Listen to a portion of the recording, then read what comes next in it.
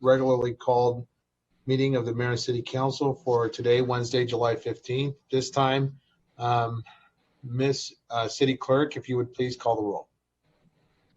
Councilmember Sanchez? He's just in the process of joining. Councilmember Ibarra? I'm here. Councilmember Figueroa? Here, present. Councilmember Charette? Here. Councilmember Nickel? Councilmember Nickel? Councilmember Richard? Here. Councilmember Mulvihill? Here. And Mayor Valdivia. Here. Okay, thank you very much. At this time, we'll ask those individuals, I guess we have secure lines. I'm a city manager and we're ready to proceed in a closed session. Is that right? Yeah. Mayor, for the record, there are no public comments for closed session. Okay, all right. I'm sorry. I was jumping the gun a little bit on that. All right. Thank you, Ms. City Clerk. All right.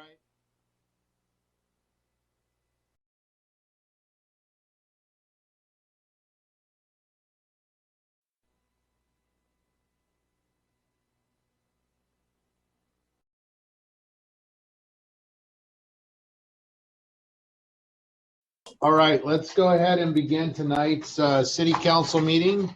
Welcome to our viewing public, and we thank our city council members. At this time, I call to order this joint regular meeting of the Mayor and City Council and the Mayor and City Council acting as a successor agency to the redevelopment agency of the city of San Bernardino. At this time, I ask that Chaplain Paul Lujan, he will lead us in tonight's invocation as well as the Pledge of Allegiance. If you do not have a flag, then just face north. But at this time, I ask council members to please join me in a word of prayer and also our Pledge of Allegiance. Chaplain Lujan. Yes, sir. Father, we just come before you this evening, God, and we just thank you for another day that we receive, Father. We pray for the mayor, we pray for the council people, and we pray for the city of San Bernardino, God. Lord, we pray tonight as we have this meeting, God, that you would be in the midst of every conversation that takes place. We pray for unity, peace, and strength in our leadership, God. We pray that you would be in the midst of everything that is spoken about today. Lord, we lift up your holy name because we know that you are in control of all. And Father, we thank you for everything that you're doing within our city and you will continue to do. We trust in you and no one else, Father.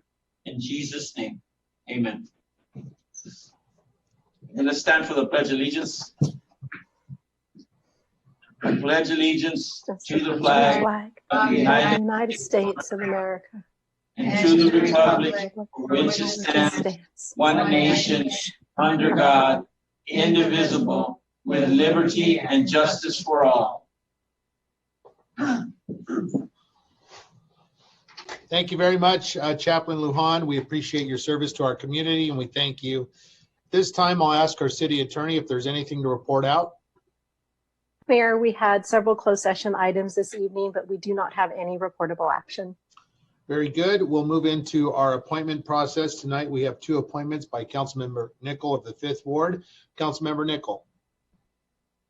Yes, the first appointment this evening will be for our Arts and Historic Preservation Commission. We will be appointing Miss Joyce Seeger to replace former member Nicholas Cataldo. I'm not sure, is Joyce on the meeting on the Zoom with us this evening? If not, I just want to thank Joyce for her service. For approval. And yeah, I would go ahead and move for her appointment. Okay, is there a second for appointment of Joyce Seeger? I'll second. Councilmember Barra, and if you don't mind, Councilmember, to expedite it, do you mind just also including Helen Tran on this so we can bundle it? Sure. And for our Parks and Recreation Community Services Commission, we will be appointing Helen Tran this evening as well. All right, Councilmember. Thank you, Helen, for your service, for volunteering. Thank you, Commissioner. Thank you. And Councilmember Barra, can you amend your second on that? Yes, I'll second for both appointments. All right, very good. And our city clerk, if you please call the roll for the appointments. Sure. Councilmember Sanchez, Yes. Councilmember Ibarra, Yes. Councilmember Figueroa, Yes. Councilmember Charette, Yes. Councilmember Nickel, Yes. Councilmember Richard, Yes. Councilmember Movejo. Yes. Okay, motion passes 7-0. Very good. Thank you, Ms. City Clerk. And at this time, let the record reflect that all council members are present. My apologies for not calling the roll on that previously. Ms. City Clerk, would you please administer the oath to those present, Ms. Seeger and Ms. Tran?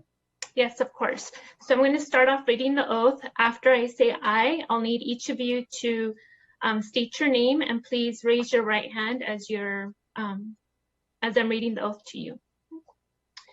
So I state your name, please. Helen Tran. Okay, and Ms. Joyce Seeger, if you could state your name.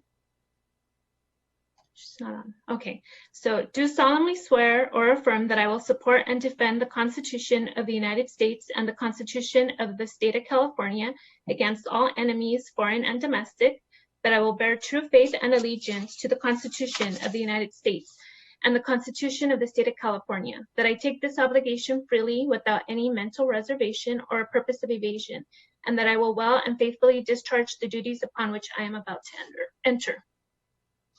I do. Yes? Okay, thank you. Okay, thank you very much, Ms. City Clerk. And all of the signing of those documents, we congratulate Ms. Tran, Ms. Seeger. If you'd please follow up with our city clerk to make that, codify that action with your official signature. Again, thank you and congratulations. All right, moving on to our presentations tonight. I'd like to also recognize Chaplain Ray Miller. Chaplain Miller, there you are in our conference room, sir. Would you wave at us, please? There you are.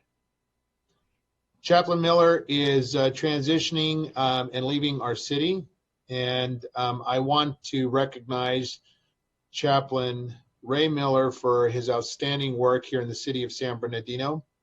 On behalf of the mayor and city council, we honor Chaplain Ray Miller and his wife, Violet.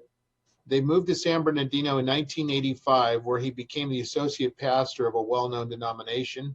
And then Pastor Ray and Violet established their own church until 1999. After serving as senior pastor, the Lord spoke to Pastor Ray to start a chaplain outreach for first responders in the city of San Bernardino. With the Lord's help, Ray established the San Bernardino Chaplain Corps, better known as SBCC.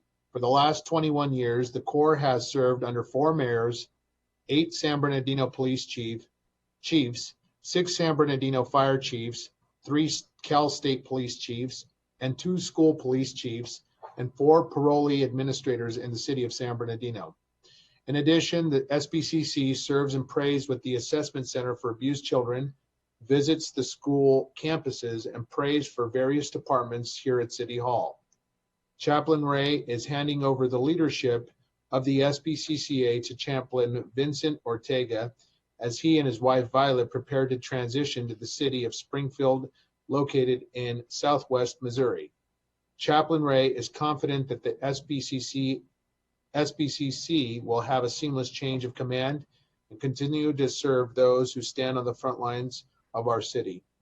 This recognition is presented this day, the 15th day of July 2020.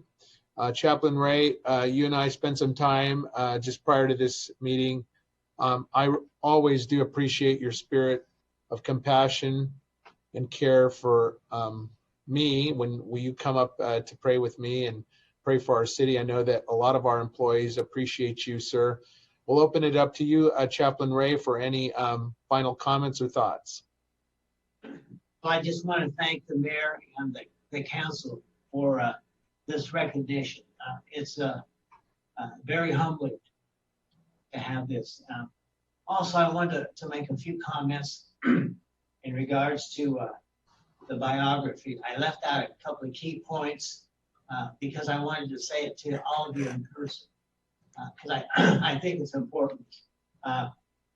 In 85, when I came to San Bernardino, I didn't roll in. I staggered in as a full-blown alcoholic. I was an accident looking for a place to happen. I had one foot in hell, the other one was right behind it. And that was late 85. In 86, I met my future wife to be, Violet. And we became engaged and got married in late 86 of October.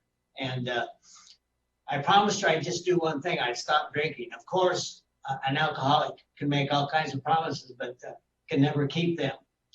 And so I didn't keep mine either. But a year and a half later, my wife led me to faith in Christ. And from that point on, I never looked back. And the rest is history.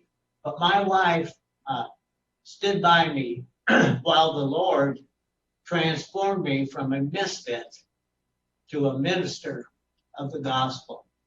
And now we're coming up on 34 years of marriage. So I owe it to Christ in heaven for this transformation, and to my wife on earth for sticking by me and making this possible. So I wanted to say that in person to the mayor, to the council, and whoever is listening. Put your trust in Christ. He changes everything. And our chaplains are all praying. We know that God can change this city, but it's going to take a mighty move of the Holy Spirit to do it. That's why we're praying for the city all these years. And I'm grateful that Chaplain Vince can have the leadership now. I know he'll do a great job. He's dialed into this city, and Chaplain Paul's at his side, and they'll build this ministry up. So thank God I didn't call it the Ray Miller Chaplains Corps. It's not about me. It's about God. It's the San Bernardino Chaplains Corps. It's always been God's idea and plan to have a corps of godly representatives to be in the city and pray for all of you leaders. So God bless you, and thank you so much for the recognition. Thank you, Chaplain Miller, and we wish you and your wife Violet good luck, Godspeed, and thank you for your years of service to our community. Thanks again. Yeah, thank you, sir. At this time, we'll move on to the fireworks after action report presented by our interim chief of police, Chief McBride. Good evening, Mayor and City Council persons. I'll just wait for the presentation we brought up here for a second and go to the next slide. So obviously this year we saw a remarkable increase in the number of fireworks that we saw in the city of San Bernardino, but it wasn't just San Bernardino that saw this increase. It was across the country, as many of you probably saw in the news and that we mentioned previously. So it's just a huge problem everywhere. And I think the 4th of July started somewhat in May of this year. So you can go to the next slide, please. This is, I think, a video from one of our neighborhood associations that you can see. This wasn't just San Bernardino. If you watched the news, you would have saw that this is the scene across Southern California and many places across the country. It was just a incredible amount of fireworks that being put off. And there's varied reasons why people surmise that this happened. Some of it's because of the COVID-19 lockdown and people just wanted to express themselves, but also maybe there's some people saying that potentially it was because of the decrease of commercial grade fireworks displays, that those became available to the public through the black market and other means and then brought into California. But we can go to the next slide. That's enough of the fireworks. So obviously there was some things the city did to try to decrease or eliminate the possibility that people would want to use illegal fireworks. Of course, we increased the fines for ACPs. As you're well aware, we went from safe and sane fireworks, if they were used in an inappropriate area, that there would be a $1,000 fine for an ACP, $2,500 for the second offense, and then within 36 months, it goes up to $5,000. And then for illegal fireworks, which are all those fireworks you saw in that video, it started at $2,500 for the first offense, $5,000 for the second offense, and $10,000 for the third offense if it happens within 36 months. We used, obviously, the team of officers that we had available to us through the overtime that's tacked on the 10% on the sale of fireworks, Safe and Sane fireworks. And that started early in June. We actually started it far earlier than we ever have previously, just because of the number of complaints that we received from the public regarding illegal fireworks. And that started at June 18th, and then the fireworks detail ran through June 5th, the day after the 4th of July. And also some other teams, you know, as they had time available, they committed a little bit of effort into assisting on the illegal fireworks. So go ahead, next slide. So some of the things, the tactics that we used this year was we used uniform officers who were teamed with officers in plainclothes who acted as spotters, and they went out, the plainclothes officers would go out, see people using illegal fireworks, and then have keep the eyes on the people using the illegal fireworks and direct in officers in uniform so they could make the arrest and cite the people. We don't want officers that are in plain clothes to try to make those arrests, because obviously it's difficult for people to identify them as police officers, and sometimes that ends up in a bad result. So we don't want that to happen. But we also, as we got closer to the 4th of July, we were assisted by San Bernardino County fire personnel who rode along with our officers to assist. Now, I want to keep in mind that all the illegal fireworks that were seized were actually turned over to County Fire, who appropriately disposed of them in a manner that they found proper. We also used undercover officers to buy illegal fireworks through the various different forms out there, whether it's OfferUp or any of those other type of online formats, where we were able to solicit people who would sell us the fireworks, and then of course make the arrest. And we did quite a bit of that. We also utilized officers, or not officers, but staff who would actually call back the complaints. But as you'll see in a couple slides, the number of phone calls that we received. And we actually, you know, encourage people to call so that we can identify people using illegal fireworks. But we did see a huge increase in the number of calls to the police department regarding illegal fireworks. The next slide, please. So if you look at the bottom part of that graph, what you'll see is the number of calls we received on the 4th of July regarding illegal fireworks. And you can see it started out at 204 in 2015, and you started to see pretty much an uptick in firework complaints on the 4th of July. And of course, 2020 over 2019, we saw, you know, a slight increase from 316 calls that day for illegal fireworks to 346. But where you see the huge increase, and where we talked about the illegal fireworks starting far earlier, is that we tracked this from 2015 to 2020, and we started in May 1st through July 5th. And what you'll see is last year we had 920 calls during that time for illegal fireworks in 2019, but we went up in 2020 to 2,380 calls for service for illegal fireworks, so 158% increase in the calls for service to the police department for illegal fireworks during that time frame of May 1st to July 5th. So obviously that's a huge increase in the number of calls we received for illegal fireworks this year, and started obviously far earlier. You didn't see too much of an increase on the 4th of July itself for illegal fireworks, but during that time frame for the several months leading up to July 4th, you saw a huge increase because it started far earlier, and there's just far more available illegal fireworks for people to actually let off during that period. So next slide, please. So this is really important. We wanted to point out on our enforcement efforts this year is it started earlier, and we were very aggressive in our enforcement on illegal fireworks. So if you look at the previous 3 years, 2017 through 2019, we issued 244 citations combined. We had 9 felony arrests. We issued 50 ACPs, and we seized 13,000 pounds of illegal fireworks, and then 6 firearms. So if you look at the numbers themselves together for the cites, felonies, and ACPs for those 3 years, they were issued 303 cumulative together. But in 2020, we issued 164 citations. We arrested 24 people for felonies. We issued 130 ACPs, and we seized over 8 tons or 16,600 pounds of illegal fireworks, and then also 6 firearms. And then the team that was out there working came across some people at an illegal marijuana dispensary and seized 50 pounds of illegal drugs as well. So you can see that we did 318 total arrests combined between cites, felonies, and ACPs, which is far more than the 3-year cumulative from the previous 3 years. We seized far more fireworks this year than we have in the previous 3 years combined. And so I think the officers did a tremendous job. They really took it serious. They went out there and made as many arrests as we could, seized as many illegal fireworks as we could. And this also goes back to, we also talk about supervision, and this is, having the appropriate number of supervisors and managers out there to make sure that those officers out there are doing their job and that they're doing it as efficiently as they can. And I think this just shows that our efforts to make sure that we have appropriate supervisory oversight and management oversight produces results. And we knocked it out of the ballpark this year on our fireworks enforcement. And next slide. And that completes the presentation. I'm willing to answer any questions anybody might have, but obviously we did a lot this year, obviously a lot more than we have in the 3 previous years combined. Thank you very much, Chief McBride. We appreciate this report. We thank you for the diligence in ensuring that the municipal code was enforced, and we appreciate the enforcement update. This time we'll open it up to council members for brief comments. Mayor, if I may, we also have Chief Mejia online. He may want to go over what kind of went on in the county as a whole. Right.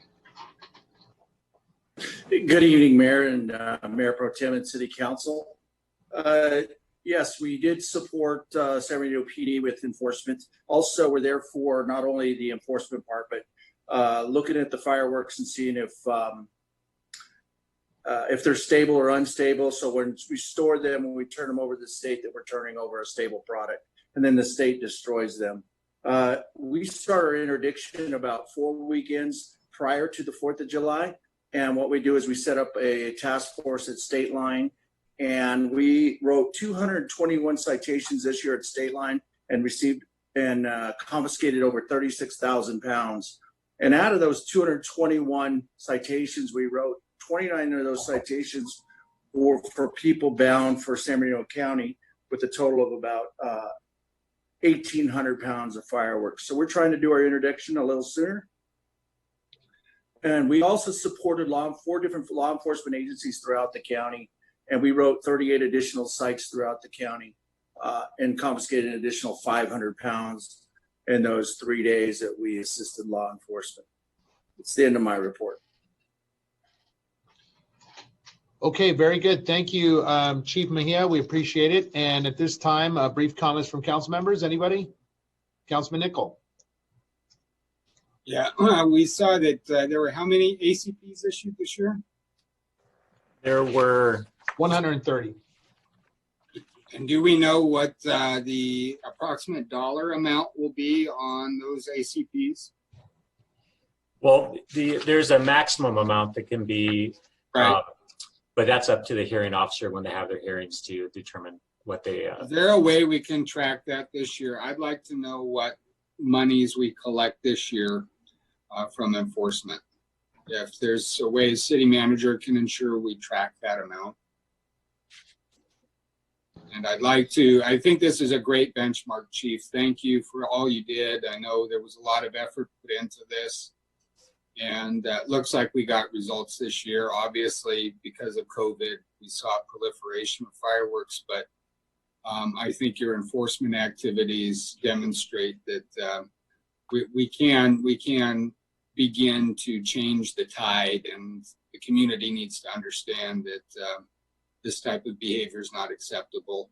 And I'd like to start documenting the costs, and then we more or less know what those costs were. It sounds like we put a lot of people out on the street. Do we know right now what those costs are, Chief, in terms of the increased enforcement that we saw going up into the 4th of July? The additional officers that helped out on that, on when they were available, were already costs that were being expended because they were already working.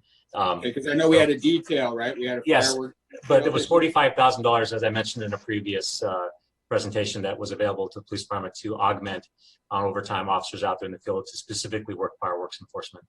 Okay, yeah, if we can match that with what we end up collecting on the ACPs, I'd like to benchmark this year because I think you did a commendable job, Chief. Thank you. Okay, very good. Council members, any other comments? We'll have one. Not Councilmember Figueroa.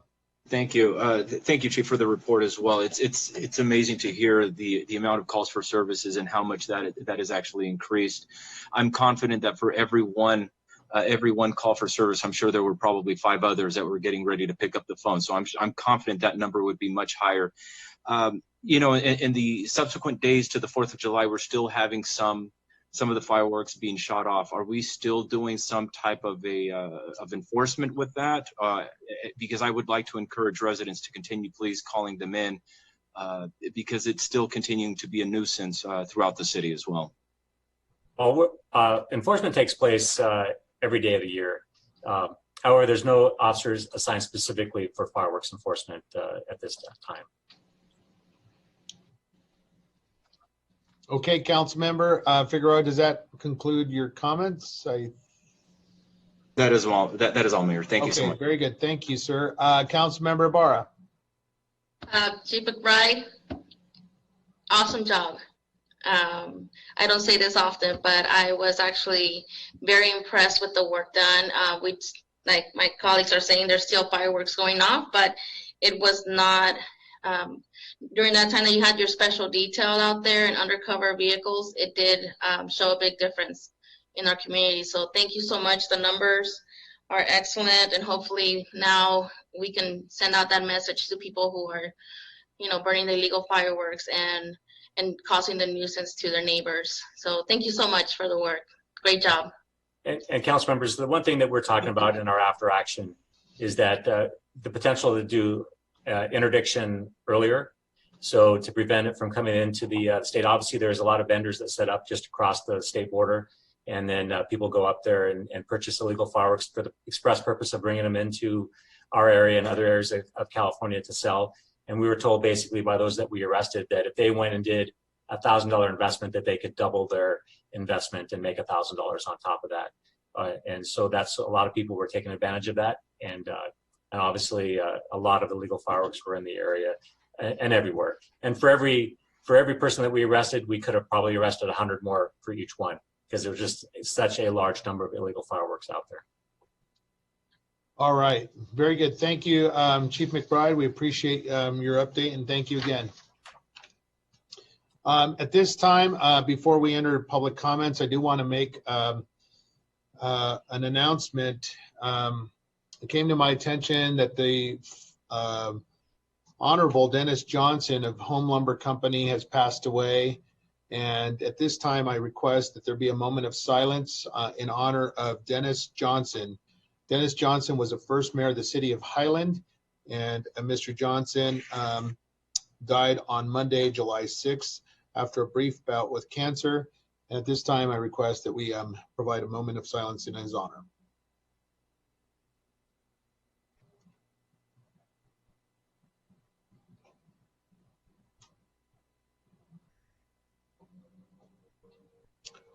Thank you very much, council members. Obviously, Dennis Johnson had a long career with Home Lumber Company, and much of that was in the city of San Bernardino. And he also was the first mayor of the city of Highland, and honorable man, and his family and his community are indebted for his community service and his spirit of engagement for civic opportunities for the city of Highland and certainly our city. And our condolences to the family, and we salute and honor Dennis Johnson. At this time, we ask for our city clerk to please proceed with our public comment portion of tonight's meeting. Okay. So we received 25 recorded messages, so just bear with me while I play each of them. And for just clarification, are these all at 3 minutes? Is it somehow? They cut off at 3 minutes, some of them are less. Okay, very good. Please proceed. Thank you. Mm-hmm. Hello, my name is Uche Elozi. You can call me back at 909-936-3237. I'm calling with some concerns about raising the sales tax for San Bernardino from the 2.5% to 1% allocated to the police department. The concern is that if we're already increasing revenue from the city to the police, and you've already been doing that for the past 15 years, and the police force is saying and complaining to the citizens that they cannot work with us They can't answer calls timely. They cannot help with community partners because they are understaffed and underfunded. Then where is the money going? Where is the money that is supposed to be allocated specifically for the police and no other community resources or community services can access those funds? Why aren't the police feeling that support? And why, in turn, if they don't feel that support, they're not giving much support to the citizens of that city? So please, as you increase the sales tax, if there's something that you guys are choosing to do, increase it with some plan in mind that there's some allocation not just to the police force, but to community resources like social workers or community partners that help, that do non-emergency, that can do non-emergency responses or assist with county members with that are helping the disenfranchised people of San Bernardino City. Sorry, it's 3 minutes and I'm trying to do a lot and very little. But I'm just saying that if we're going to increase it, go ahead and explain to us for the past 15 years where the money has been going if the police aren't feeling like they're receiving the money, and then what it means for the 1%, and where that money is supposed to be going, and if there's room, can that money be given to other resources that help the police, but also more help the people of the community? Thank you.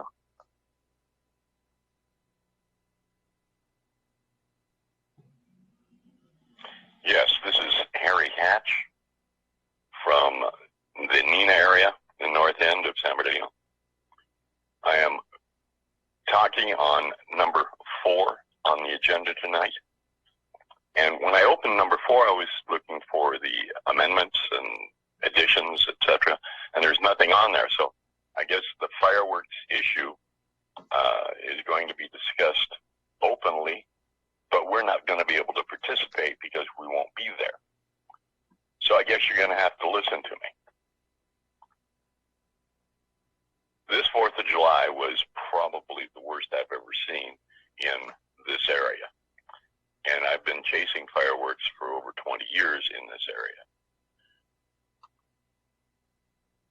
We have let this get completely out of hand. I have many questions. How many permits were issued this year? Who got those permits? Who paid for the permit process? How much money was taken in for the safe and sane permits that were issued? Has the storage issue ever been brought up? There are all sorts of different issues that still need to be addressed on fireworks. I presented to the council. I have presented to the Law Enforcement Commission, Public Safety Commission, and Human Relations.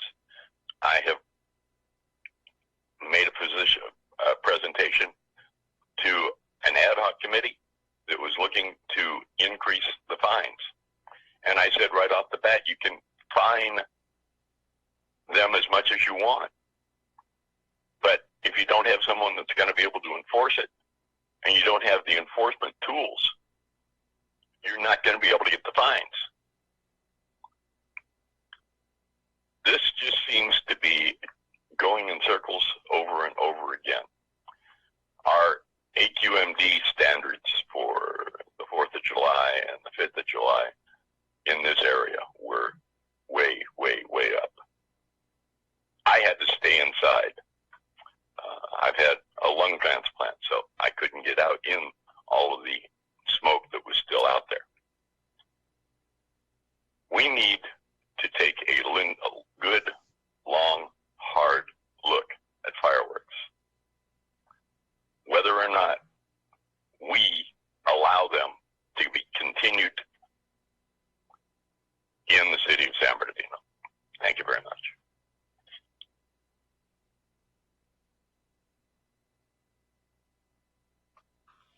Yes, hi. Thank you for allowing me to put in a comment. My name is Patty, and I'm new to all this, what I'm going to be talking about. I'm almost 6 years old, and I've never gone through such a nightmare. I love this country, and no matter what, I will still love it.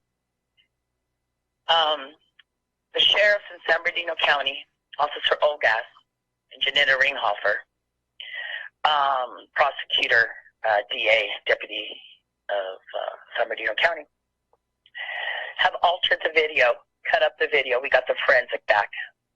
And they chopped it up and took out the part that would exonerate my son, the part of the beating. It's not motion censored. Like I said, we got it back from the forensic. And my comment is, I think we should do something about immunity. I never knew they had immunity. This is literally an utter nightmare for me. How can you give immunity to judges and prosecutors and police?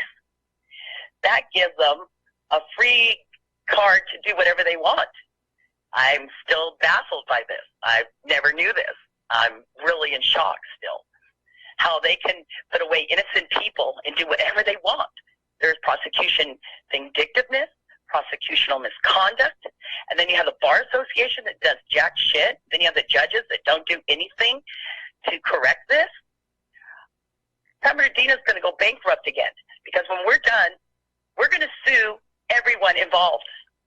This is not my America. This is not my county, and this is not my city. I want a new mayor.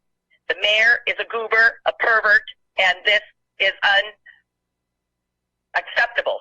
I am telling you, I'm sorry, but if you were in my shoes, you'd be feeling the anger and the overwhelming. Oh, sorry, I gotta come down. I'm just livid. But my comment is no more immunity. No more immunity. No one should be above the law. No one. Not the judges, not the prosecutors, especially Janetta Ringhofer and David Rabb. They are criminals. Cutting up a video. The guy who assaulted my son got arrested again for the same MO. 23 felonies. My son has no priors. He's almost 30 and he's never done nothing wrong. Give me a break. He should be out, and this criminal who bailed out because his family's rich is in the jail. I'm sorry, but I'm livid. Forgive me, but this is too much. And he's been locked up for a year, and he could get coronavirus now. We got to wait to go to trial for 3 more months because of all this.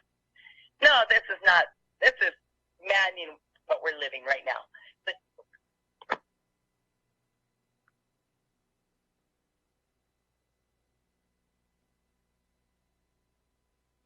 Hello, this is Ana Bojorquez, and I am calling to request that you guys provide rent relief for our city of San Bernardino.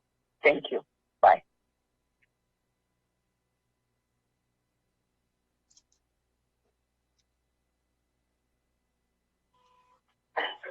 Hello, my name is Carla Sanchez. This phone message is for 909-384-5128. Hello, I'm a resident of the city of San Bernardino, and I have been for about 18 years. I was calling today in regard to the tax that City Council is trying to increase. When we look at how many people don't attend City Council meetings, it's unfair to assume that the community is even aware of what the city is doing. I don't think residents would be glad to hear that their tax money is being invested in the police department instead of resources that would make police unnecessary in the first place. As a member of this community, I've witnessed firsthand the way the city allocates funds, and unfortunately, there's still much work needed around community resources. These are like providing parents with cheap daycare opportunities, resources for students when they aren't physically at school, mental health resources and facilities, safe and fun spaces for youth to hang out. This goes without even mentioning the huge elephant in the room that is reliable housing, which is obviously a problem in the Inland Empire. There's so much that could be done, but instead, San Bernardino chose to allocate $80 million to the police department just last year. And yet, when community members call the police, SBPD's response time is hours later.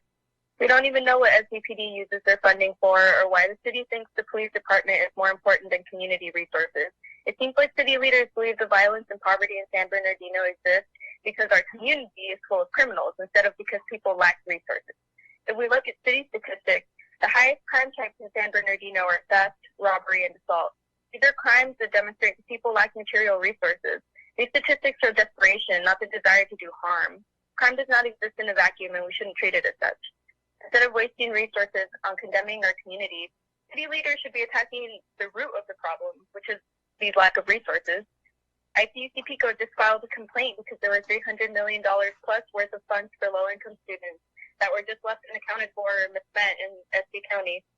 School district officials didn't even challenge this in their budget plans. So what exactly are San Bernardino city officials doing to fill in those gaps and ensure it doesn't happen again? San Bernardino already went bankrupt as a result of irresponsible spending and insufficient funds. It's not fair to pass local budget laws by using language that's indecipherable when locals go vote on their ballots. I'm running out of time here, but I just want to conclude by saying that the community sees what our elected officials are doing, and many of us do not feel represented or respected by your actions. Abolish policing in our communities and instead reallocate funds directly into services and programs that benefit the community that you claim to represent.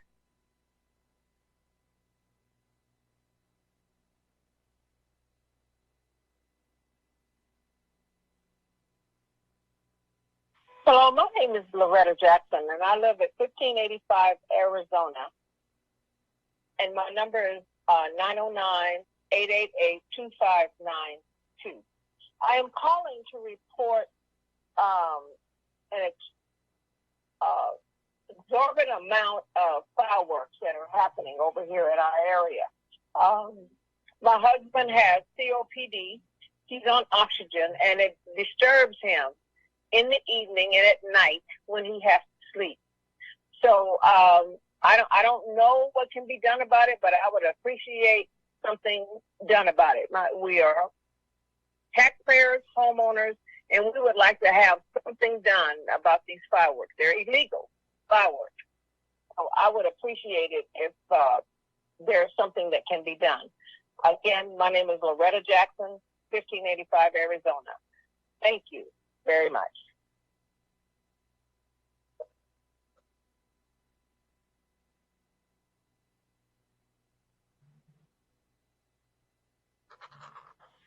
My name is Perlene LeGrandi. I live at 1555 North Arizona Avenue in San Bernardino, California. I'm calling concerning these illegal fireworks.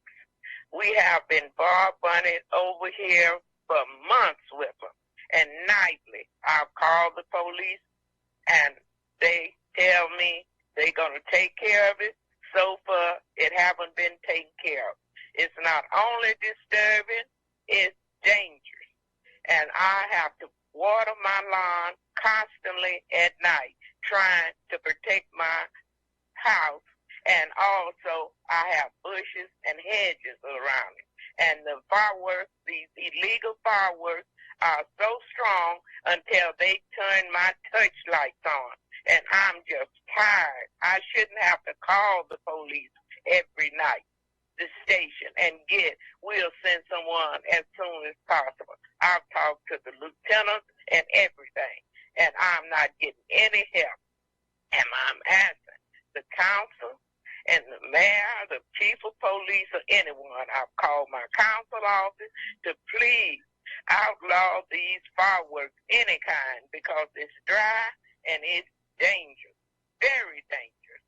And this is the first time that I fear that my home or something of this community is going to be burned. And it's not only disturbing me. We have people here in the area on oxygen. We have sick people. We have all kinds in this area. We are human beings. Please outlaw these fireworks over here on the west side. This is the only vicinity that have these fireworks that's legal. I don't care. It's no safe fireworks now because it's dry and hot. So please save somebody over here. Please help us outlaw these fireworks and give us some help over here on the west side. We are humans. We are homeowners and taxpayers and U.S. citizens. Please help us. Thank you. My phone number is 909-889-8881.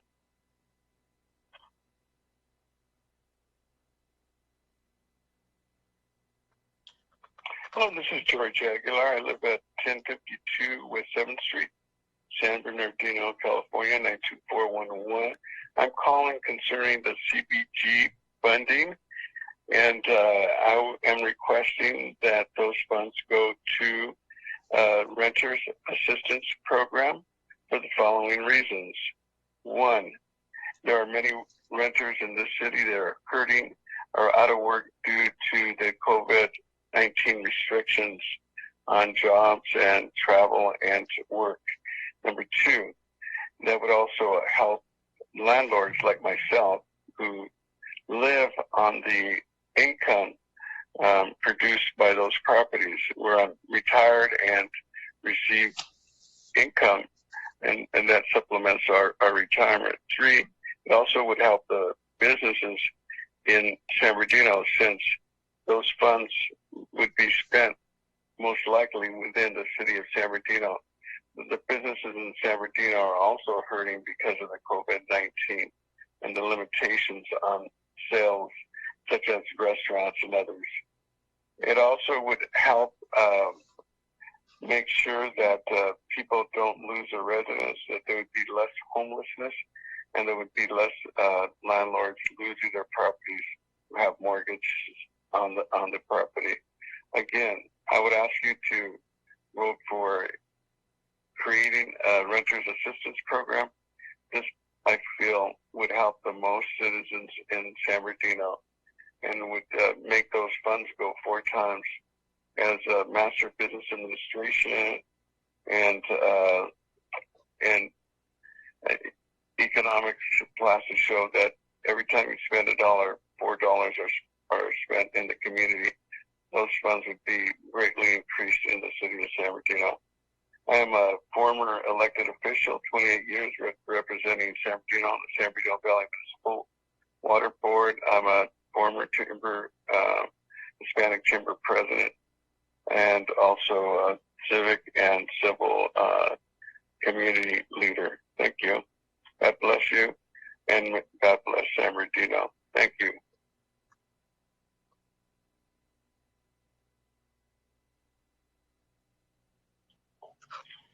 Hello, my name is Luz Gallegos. I'm with Dodec Legal Center, a regional nonprofit community-based organization here in the Inland Empire.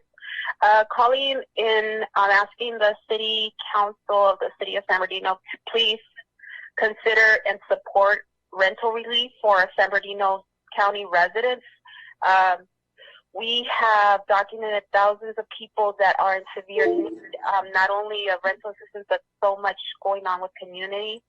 There are several workers and residents here in our county and in our city that unfortunately they have not had any access to any type of benefit because of many of them because of their status or whatnot. We are asking for the city of San Bernardino, please reach out into your hearts and please support rental relief as we are fearing homelessness, the continued homelessness, as our families, our community, our residents are not working right now and they're struggling to make ends meet. Please consider supporting rent relief and any other type of rent relief, not only rent relief or utility, anything that you can support our community, but rent relief is so much appreciative as we're trying to keep our community at home. And of course, they need shelter. Thank you and God bless you.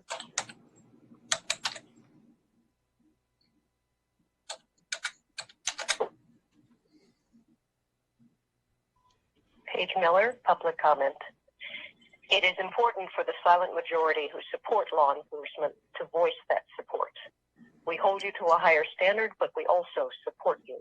So thank you to law enforcement and first responders and mutual aid from other agencies during the May 31st and June 1st events and the continuing issues throughout the Inland Empire and the country. Thank you also to the community members who have kept a watchful eye to allow voices to be heard, because peaceful protests are allowed, freedom of speech allowed. However, personal and political agendas that seek to destroy dialogue and democracy, that is not okay.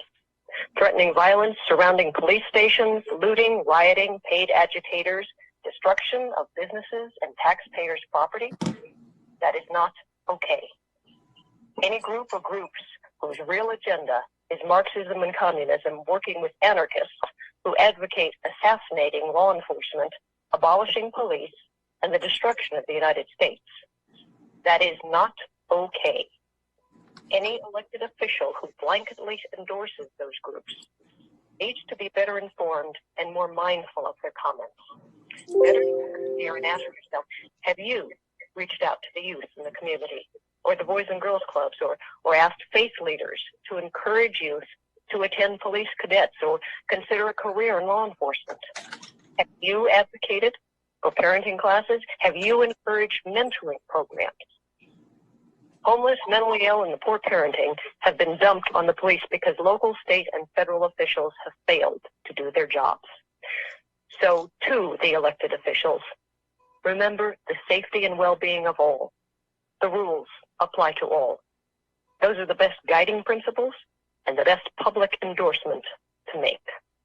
To the chief of police, the public expects any officer not fit for the job to be fired or appropriate charges filed. Crime reports and updates are important to the council and the community to provide truth and context. By the way, every council member should attend the Citizens Police Academy and experience the Force Simulator. And to our nation and community, a murder scene on national television must see justice. The murder of those in law enforcement that followed must see justice. And the murder of our nation's children, increasing in the past few days, must see justice. Good night.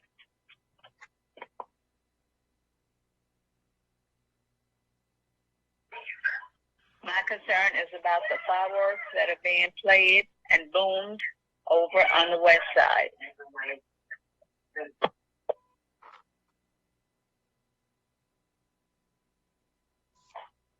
Hi, good afternoon. My name is Christopher Gonzalez. I'm 17 years old, a San Bernardino resident, and a future voter.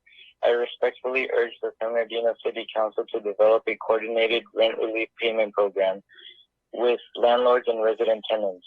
Governor Gavin Newsom declared a state of emergency and recommended for a moratorium against evictions. As a result, it is up to the cities and county to clarify and provide those landlord and rent protections. The National Multifamily Housing Council reports that 31% of renters nationwide have not paid their April rent. The number of recorded people who have been out of work because of the epidemic and economic crisis is going to grow even more in the coming weeks.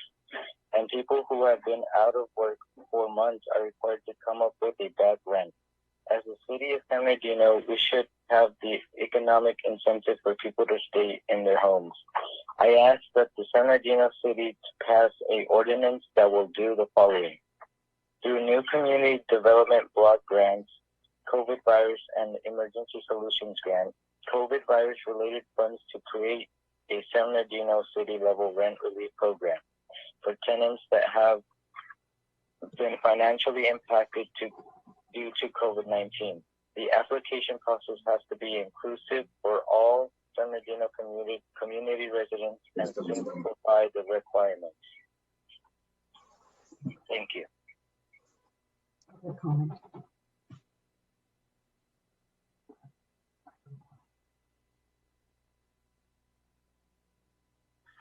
Hola, mi nombre es Laura Durán y yo vivo en el condado de San Bernardino. Ojalá que nos puedan ayudar con asistencia para vivienda, porque muchas veces no se toma en cuenta porque somos indocumentados y pues estamos nosotros con las reglas de este país pagando impuestos. Entonces, ojalá que nos pudieran ayudar con asistencia de vivienda, con esta información de desalojo y también pues para algún desastre o alguna recesión, porque todavía hasta la fecha yo trabajaba dando flyers para un dentista y no tengo trabajo. Salí el 24 de marzo, abril, mayo, junio y hasta la fecha no tengo trabajo. Gracias gracias por que nos puedan cooperar con nosotros. Gracias, bye. Just to briefly summarize, Ms. Duran is requesting rental assistance, a rent relief program to include undocumented immigrants. move on to the next one.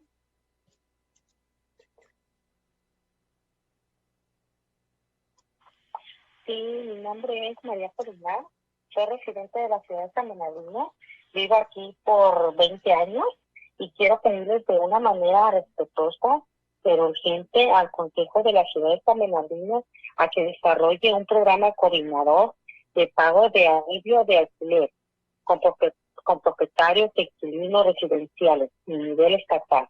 El gobernador Gavin Newsom declaró que el estado de emergencia recomendó una moratoria contra los desalojos. Como resultados, corresponde a las ciudades y al condado aclarar y brindar protección al propietario y al inquilino.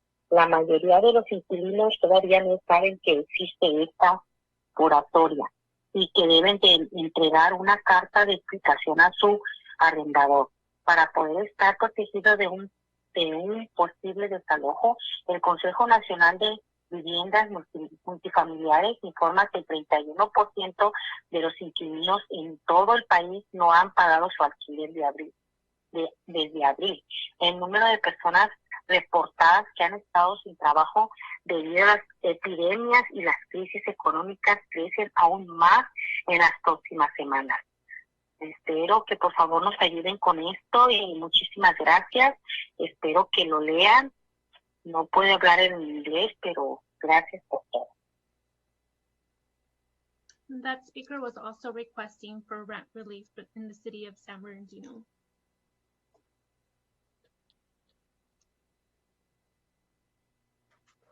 Hi, my name is Justice Sandoval, and I live in the city of San Bernardino in Ward 2.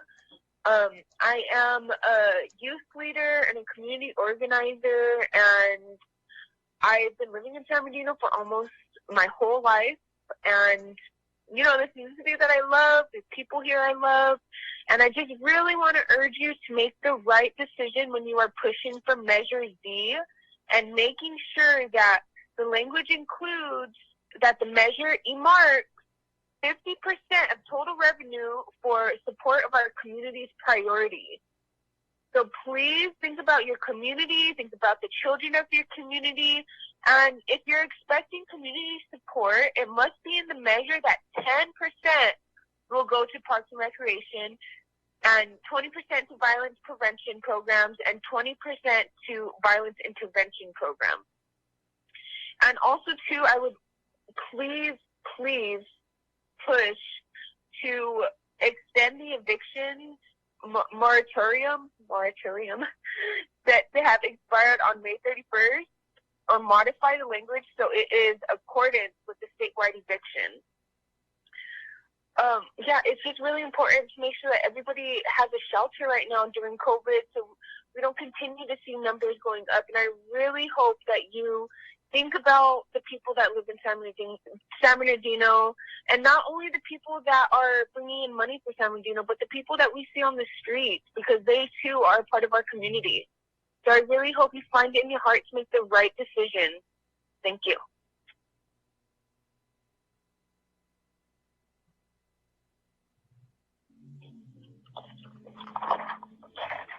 Hello, Mayor and City Council. My name is Stacey Gann. I'm the manager at the Enterprise Building. I'm calling in today regarding an item that is not listed on the agenda. It is in reference to the hazardous conditions of the Carousel Mall parking structure. We've made several requests throughout the last 2 years for the eroded surfaces and potholes to be repaired, yet the conditions remain. These hazards are a liability to our tenants, employees, and guests. So we would greatly appreciate your assistance on addressing these issues as soon as possible. A couple of other liability considerations are adequate lighting, stairwell cleanup, as they are littered with trash and fecal matter. All of these issues have been reported several times on the Go Request app, yet they are all marked closed with no action taken on them. If you have any questions regarding anything I've mentioned, I did send an email with pictures of all of these concerns, and I can also resend it again if you need me to. Just let me know. Thank you, and we look forward to your support in our efforts to revitalize the downtown.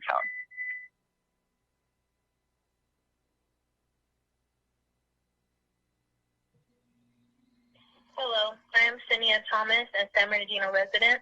I personally say no on Measure Z unless certain criteria are met. 1, the measure includes language that distinctly states that 50% of the total revenue for additional community support, 10% for parks and recreation, 20% to violence prevention and programs, and 20% to the violence protection program. 2, and the city manager needs to extend the evictions moratorium or modify the language to match with the statewide eviction moratorium, and adding a rent relief program for families heavily impacted and most vulnerable in our San Bernardino community. This message is for Theodore Sanchez and Sandra Ibarra. Thank you, of the San Bernardino City Council. Thank you.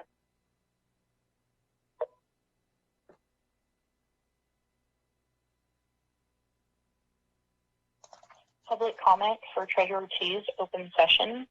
Council, I wanted to address a few items with you. First, I just want you to take note of item 5, because beyond this payment, our pension obligations are skyrocketing along with the salaries that we're giving out.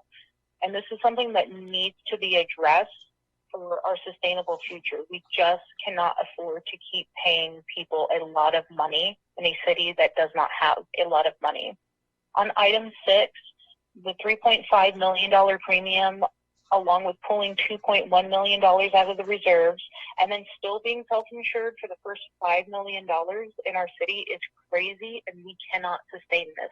You guys all know why we are in this position right now in just the last year, and it's because Valdivius is a complete liability to our city, and he needs to resign immediately so we can at least try to mitigate some of this litigation he has caused. Second, he had his puppets. You guys helped him along the way, and now we are paying for what you guys allowed to happen. And we can't sustain that either. So you need to pull it together. And then PD alone, which was a huge contributor to our bankruptcy to begin with, we cannot keep PD. Without any coverage for officer-involved shootings or disputes or whatever may come our way, that will break us with a reserve that is now a little more above $20 million. You guys need to have the conversation about outsourcing to the Sheriff's Department. They have their own liability coverage, and this is something that we need to put on the table. We knew it was coming, and the time is now, especially with the projections for December. On item 7 with Measure Z, the Measure Z committee hasn't met in over a year, and their first meeting of this year is until July 20th. So the fact that you all want to have a conversation about upping the tax without any resident oversight is unacceptable, along with the fact that we've given you $92 million already and have absolutely nothing to show for it except higher salaries, higher pensions, higher crime rates, and higher response times. This measure needs to be rewritten so that the funds are specifically allocated to resident-approved projects and programs and cannot be used to increase the salaries. And finally, I want to talk about something not on the agenda, which is the city manager recruitment. And the fact that I'm hearing that the city and you guys won't have an open recruitment for the public to be involved because candidates are complaining that they don't want their current employer to know that they're applying. Well, first, that's too bad. We deserve an open and transparent recruitment, no matter what. Thank you.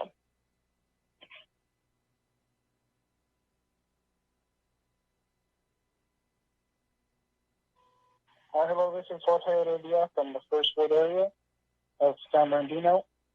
I am using my public comment in regards to Measure C. It doesn't seem fair for the City Council to ask voters to approve the continuance of Measure Z without putting in place some proper safeguards that will properly manage these funds. So far, there's with everything going on in the city, there's, including Mayor Valdivia's, countless allegations and lawsuits against him. It seems unfair for the City Council to be asking the city to put an increase on the city the residence taxes. there needs to be more safeguards, and I urge you to follow the comments from other residents asking for more safeguards in terms of to really approve the Measure C extension. Thank you. Bye-bye.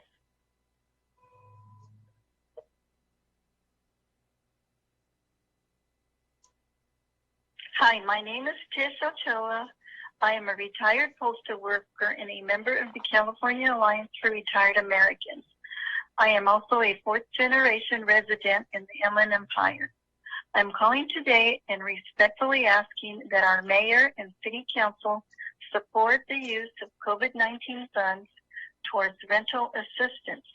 Please help our residents. They have been drastically affected and impacted by COVID-19. Many residents don't know what is available for them. It is up to you as mayor and city council to let your constituents know that you are there for them both as a renter and as a landlord. From what I understand, the city has received $2 million of CDBG coronavirus funds and also $4 million in emergency solutions grant. Please help our community. We don't want them to become homeless. I would also like to suggest the Catholic Charities of San Bernardino and Riverside County and the Community Action Partnership as an excellent choices of assisting you in the process of servicing your constituents in this need. Please, again, I ask you that you use COVID-19 funds and ESG funds for the San Bernardino residents with rent relief who have been impacted by COVID-19. Thank you for your time, your service, and God bless you all. Be safe.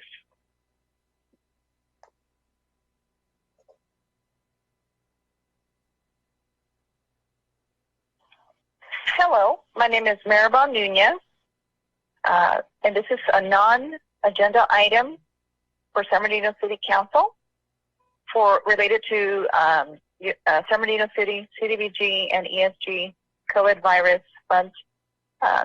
We're advocating for those funds to be used for rental assistance. My name is Maribel Nunez with Inland Equity Partnership, along with over 30 organizations in our coalition. And I'm sending my public comments asking for the CDBG and ESG funds for rental assistance be administered by culturally competent providers that it helps people that are of mixed family statuses, and it doesn't discriminate people that have criminal records. We have recommendations either Catholic Charities of San Bernardino County or Community Action Partnership San Bernardino. The city, if the city doesn't administer the CDBG funds given to those nonprofits, and we want the rental assistance to be no less than $1,295 per family for 3 months. We understand it could be up to 3 months, $1,300 per family for rental assistance.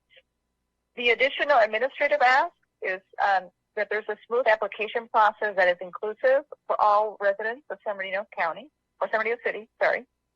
And when using the ESG and CDBG CB funds, we're hoping that you can use it for rental assistance, that there's a smooth, simple application that doesn't require a home visitation.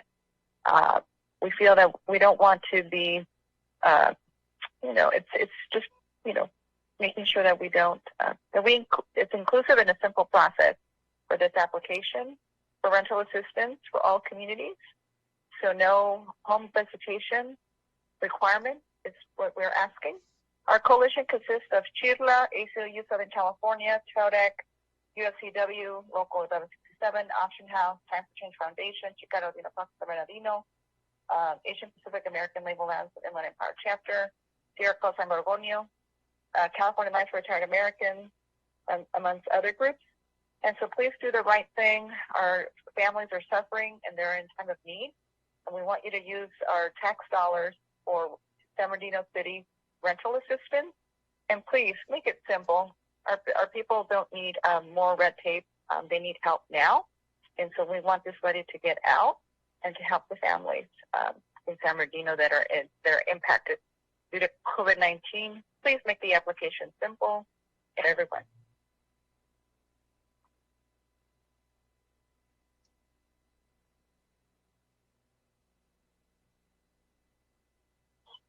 Hi, this is Christian Vargas. I'd like to speak about agenda item number 2 and number 7. First of all, number 2, I want some clarity on how Helen Tran was endorsing Mike to sit in seat for 5th Ward, but yet turns around and now Henry Nickel is now promoting Helen Tran to commissioner. That's kind of suspicious, kind of doesn't make any sense how you're promoting one of your opponent's endorsers. But okay, and then Helen Tran is our old HR director, but yet she ignored allegations, she ignored sexual harassment, and yet now she's being appointed to commissioner. And then item number 7, you guys are worrying about Measure Z not renewing because you guys know that us as residents are not going to want to renew something that we didn't get much out of. What you guys need to do is you guys need to put a measure to where we know that certain percentages of X amount of dollars are going to go to certain things, such as parks and recreation, the police department, infrastructure. Because if we're just giving you guys money, you guys obviously don't know how to control anything. If we have so much deficit, not even including the pandemic, but even before that, you guys mismanaged funds left and right. How do you expect us to approve another measure, or even you guys want to implement another general sales tax when we don't get anything out of what we already got now? You guys need to focus on redoing what you guys did. You guys need to put your heads together and show us that you guys can be physically smart with the money you guys have now, and then maybe we'll be okay with getting taxed more or having another measure. When you guys can show us that, maybe we would be on your guys' side. But until then, you guys are looking like a bunch of idiots. But I mean, you guys proved that to us anyways. So I mean, it doesn't really make a difference. But I just want you to know that. I mean, you guys look really ridiculous. I mean, it's dumb.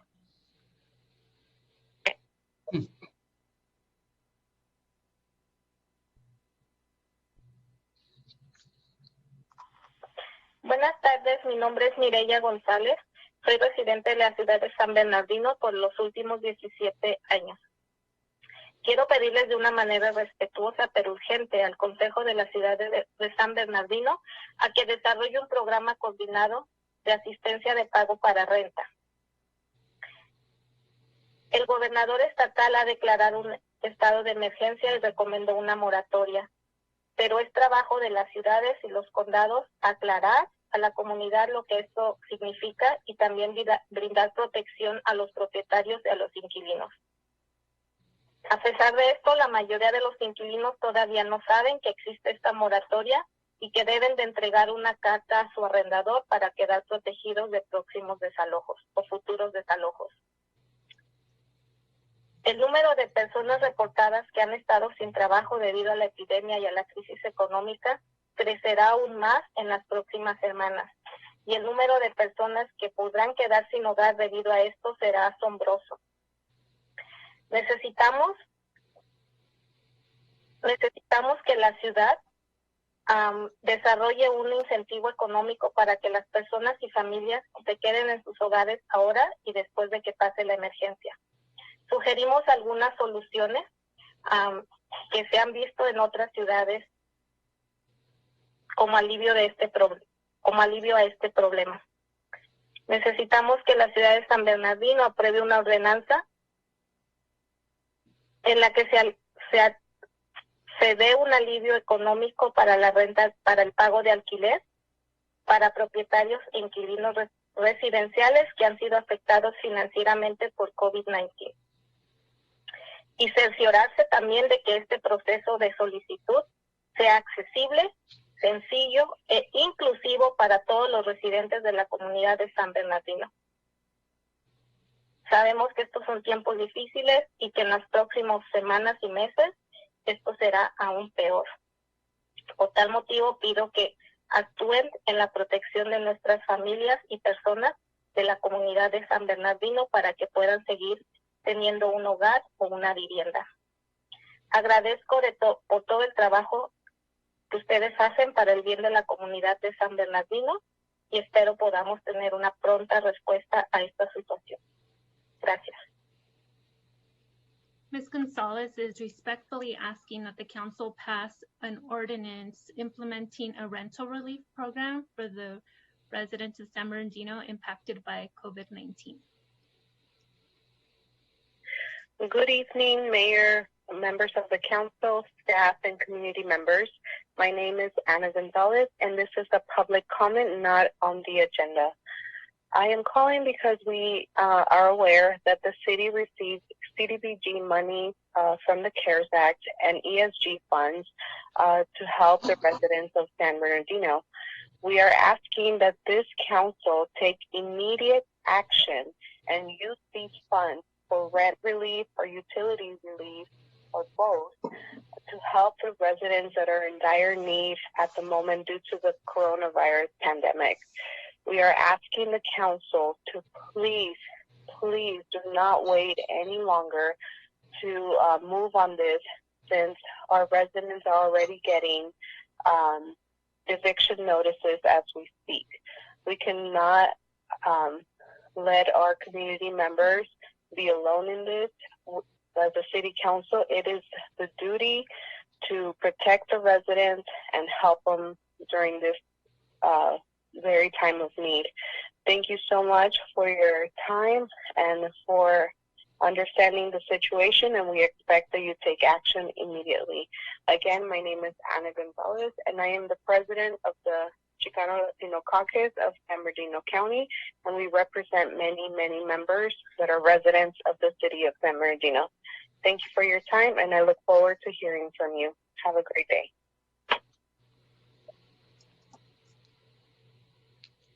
Mayor Valdivia, that concludes the recorded comments. However, we did receive emailed comments, and I would just like to provide a brief summary of those that were submitted and to read a letter into the record at the request of Mayor Pro Tem Sanchez, if that's fine. Please proceed, Ms. City Clerk, go ahead.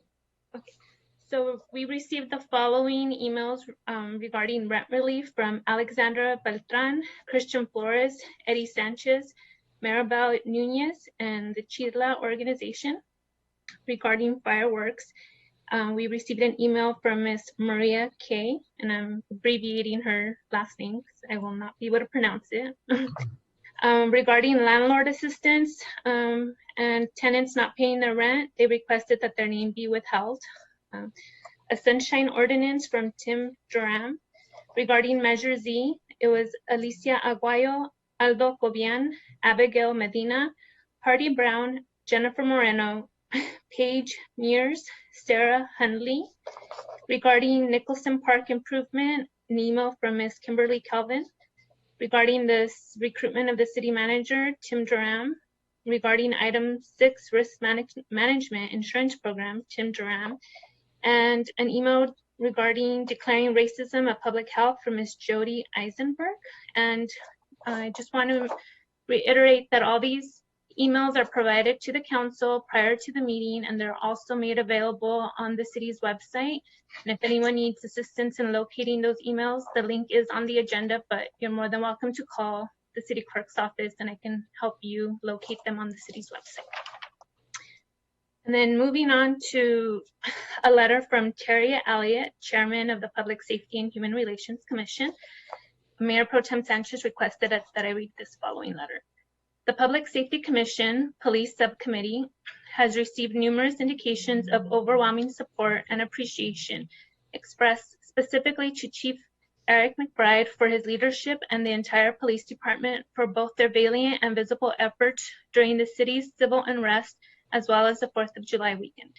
With most of our police officers on a 12-plus-hour duty, the chief made a tactical decision for our officers not to stop in any businesses for lunch or breaks, considering their mere presence might bring a negative reaction on the business by the protesters and for officer safety.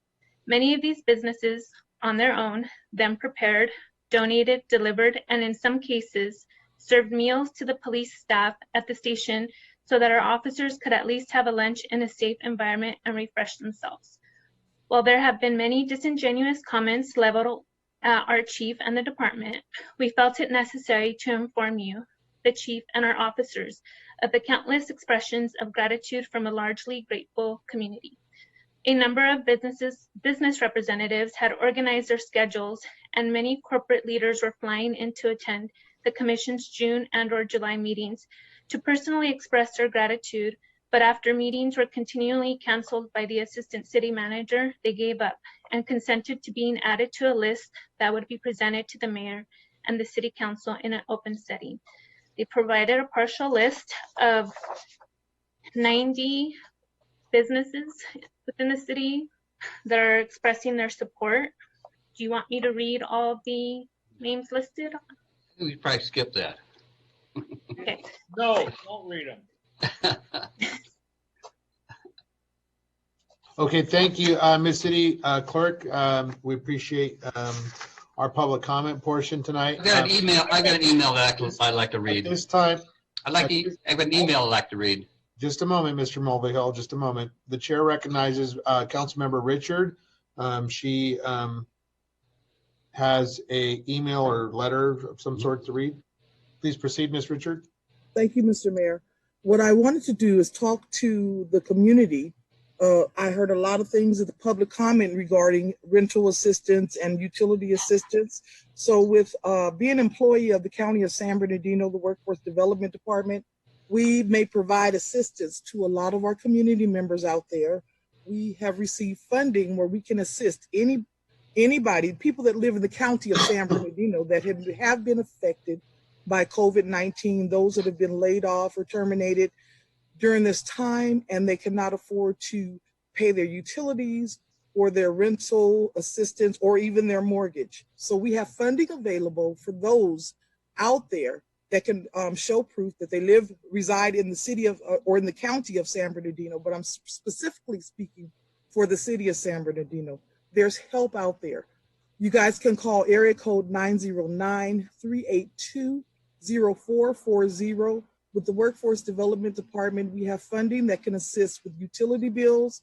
We have funding that can assist with rental assistance. We have funding that can assist with mortgage payments. We have funding that can assist with auto repairs. We have money there out there for you. All you need to do is contact our office at area code 909-382-0440. This is funding that you will not have to pay back. This is additional assistance. It's not a lot of money, but we can assist up to $800. It's a one-time fee. And all you have to do to get assistance is to be a resident of the County of San Bernardino and your employment has been affected by COVID-19. So there is funding out there. And all you have to do, again, is call area code 909-382-0440. Thank you. Thank you. Councilman Mulvihill, sir, go ahead. Yes, and this is regarding neighborhood associations. The city manager's office has a list of 16 projects submitted by the neighborhood associations that have been approved. The projects are citywide projects like the free health fair for residents, free microchip clinic for residents' pets, stop sign solar lights for Mountain View and Marshall, safe crosswalks at Davidson School, Youth Leadership Academy, beautifying several areas of the city. The list goes on, and they would like to have these projects that were removed from the budget, have it returned to the budget. And I'm going to ask that I'll send it around, contact Terry, to agendize an item to modify the budget at the next council meeting. And I hope there'll at least be 4 people that approve it. But this is for the neighborhood associations. We give them $1,000 for individual projects. They look like good projects, and they're across the city. Hope you support it. Thank you, Councilman Mulvihill. Mayor, I have a comment. Yes, sir. Go ahead, Mr. Schratt. I just want to comment on the letter that was read into the record from. It's listed, and I got a copy of it too. It was on Public Safety Commission stationery, and it is wholly inappropriate and out of line. That is not the role of a commission to endorse a staff member, a police chief, or a city manager or anybody else. And those members of those commissions are perfectly allowed to make a comment personally, but not on behalf of an entire commission. It is out of line, it is wrong, and it should not even be accepted into the record. Okay, very good. Let's go ahead and proceed on to our staff reports. We have a busy agenda tonight, folks. This is item number 5, the 2005 pension obligation bond restructuring. And this is a recommendation as stated there in your packet. The city manager, please proceed. Thank you very much, Mayor. I'm going to introduce our acting finance director, Jim Slobodjan, who's going to introduce the group. This is a good news staff report, so take it away, Jim. Okay, thanks, Terry. Thank you, Mayor, City Council. The item before you tonight is an opportunity for the city to restructure its pension obligation notes. These are currently held by Preston Hollow Capital and AMBAC Assurance Corp.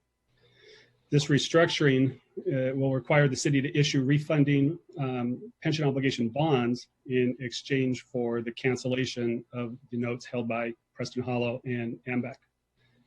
So a while back in late 2019, the holders of these notes came to us looking for more liquidity, some flexibility in exchange for reduced payments, and they would cover the cost of this restructuring.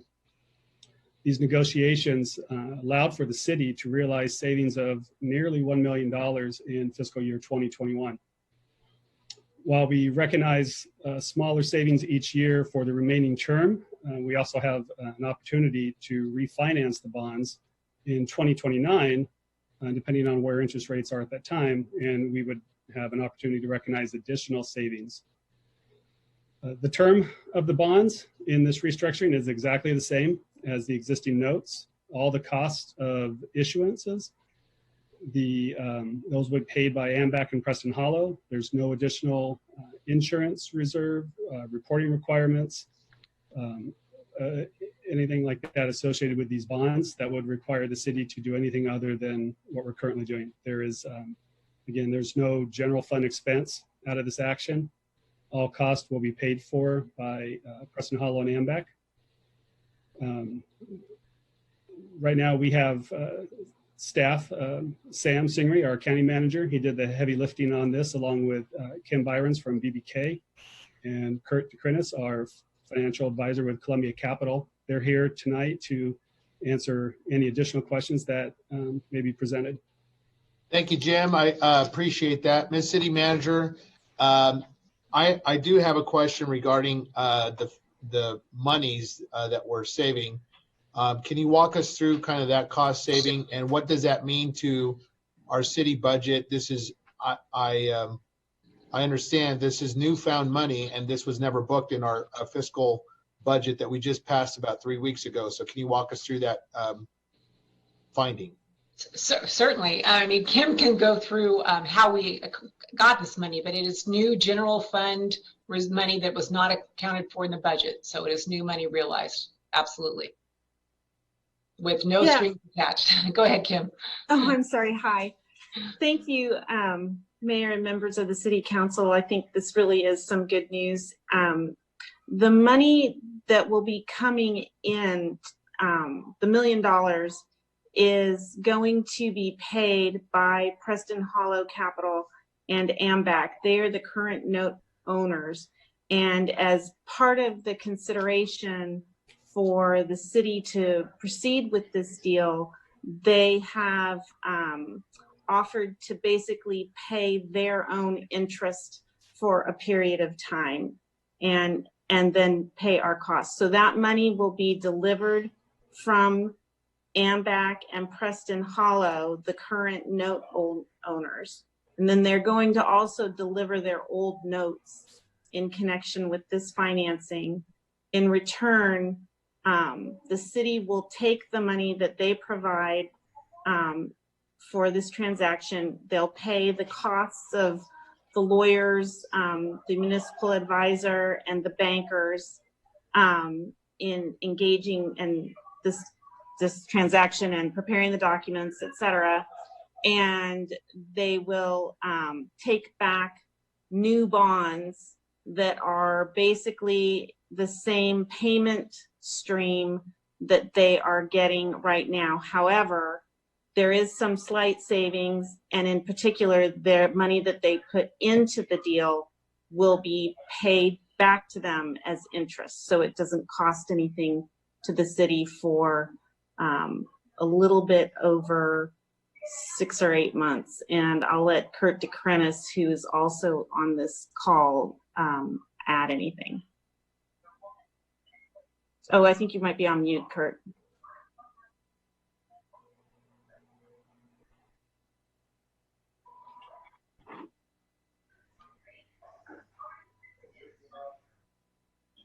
Hey, sorry, Mr. Mayor, members of the City Council, it's Kurt DeCrenis of Columbia Capital. I would add that the benefit to the city will be received on December 15th, 2020 and June 15th, 2021 in the form of, on the first, under the current notes, there was a payment due on December 15th, 2020. There will be no payment due under this restructuring. And on June 15th, there will only be a partial payment due. So that's how the savings are being generated. So in effect, the Preston Hollow and AMBAC are funding the interest and the payments that would have been otherwise due in 2020. So that was negotiated out of this. So that's how the city will be realizing its savings, because I believe those payments, and correct me if I'm wrong, Jim, were in the current budget, right? Correct. So now Yeah. now as a result of this, the city will not be making those payments because those payments are already funded, and the bond trustee will already have the money to make those payments. Okay, very good. Thank you. Let's open it up for comments from the council or questions. Otherwise, I move to approve. Mayor Pro Tem approval with a second by Councilman Nickel. I think this is a no-brainer, but we'll open it up to any final comments. I've got a question. Councilman Mulvihill. Yeah, I realize we get some advantages here, but I'm looking at this. It says the interest rate's going to be 6.75. I think about when you refinance a house and a home mortgage, you look for a lower interest rate. And think about mortgages are less than 3%, and that's sort of a standard interest rate. The interest rate on this refinance is 6.75. Don't you think that's a little high? You want me to address that? Whomever, that's on page 23. Yeah, first paragraph. Yeah, please proceed, Kurt. Okay, thank you. I think the way you might want to look at this is that, right now there is no interest rate on the current obligation of the city to pay AMBAC and Preston Hollow. And right now, the amount of money, the principal amount that's owed is $47,687,500. So that's how much is owed Preston Hollow and AMBAC as a result of the bankruptcy negotiations. So there is no interest. So by placing an interest rate, and so under this new transaction, the total payments that the city is going to make are total about $1 million less than they're obligated to pay now. So part of this restructuring is to put an interest rate on this, and as a result, because now that there's a 6.75% interest rate, the principal amount that is going to be due under the new bonds is $19,850,000. So it's substantially lower principal. So the higher the interest rate, the lower the principal, because the payments are the same, or in this case, are $1 million less. So it's just a matter of manipulating, and that's the wrong word to use, but identifying, what interest rate is what we should use here. And it's to the city's advantage to have a higher interest rate as opposed to a lower interest rate. And the reason for that is the higher the interest rate, the greater the opportunity to refund the bonds in the future. Because if the interest rate was 3%, the principal amount would be that much higher. And so there'd be less opportunity to save money in the future. The higher the interest rate, the higher the chances that the city can save money. Because, for example, with a 6 3/4% interest rate, and we did this analysis and looking, well, what if the refunding occurred in 2029 and the interest rate was 4%? Well, if that was the case, the city could save an extra $4 million in debt service that was refunded at that time at that rate. So the higher the rate, the more benefit there is to the city in terms of refunding these bonds in the future. And that's why, I'm sorry, go ahead. Thank you, Kurt. Somehow that doesn't make a whole lot of sense to me. Again, right now, I mean, the payments owed by the city at $46 million. The total net payments owed by the city are $46,587,000. And under the restructuring plan, we'll issue a total of $19,850,000. Now, what are we actually going to be paying the interest, the 6.75 interest rate on? On the $19,850,000. So the total payments are less under the new bonds than the current obligation. What happens to the $46,500,000? That's extinguished. You're trading the old bonds for the new bonds. Okay. Okay, just somehow 6.75 when the interest rates are much lower than that just strikes me as being a bad deal. Yeah, well, it's a good deal because you're paying less than you are. I see. But and your principal amount is a lot lower because if the interest rate was 3% and you had to make the same payments, then the principal amount would be considerably higher. It may be like $28 million instead of $19 million. So total debt on pension obligation bonds will be the $19,800,000. Yes. Okay. Thank you. Thank you, Mr. Mulvihill. Mr. Nickel. Just a quick question. How frequently is it possible to go out and refinance this once we do this? So in other words, if the city were in a decent financial position in the next year or so, given various decisions that the voters may make, could we go back out in the market and refinance this at a lower rate? These bonds won't be callable till 2029. So you would really have to wait a couple years before it would make any sense to refund it. But it's, probably maybe in 4 or 5 years, if rates stayed low, it might make sense to, but I don't think it will for a few years. And it would be on that principal amount of 19 million as opposed to the 40 some odd million today. Right. I'd like to call the question on this. This is a no-brainer. Well, Kim Byers has a comment to make. And I was just going to add to what Kurt was describing, and Mr. Nickel, what you were interested in, the refinancing option.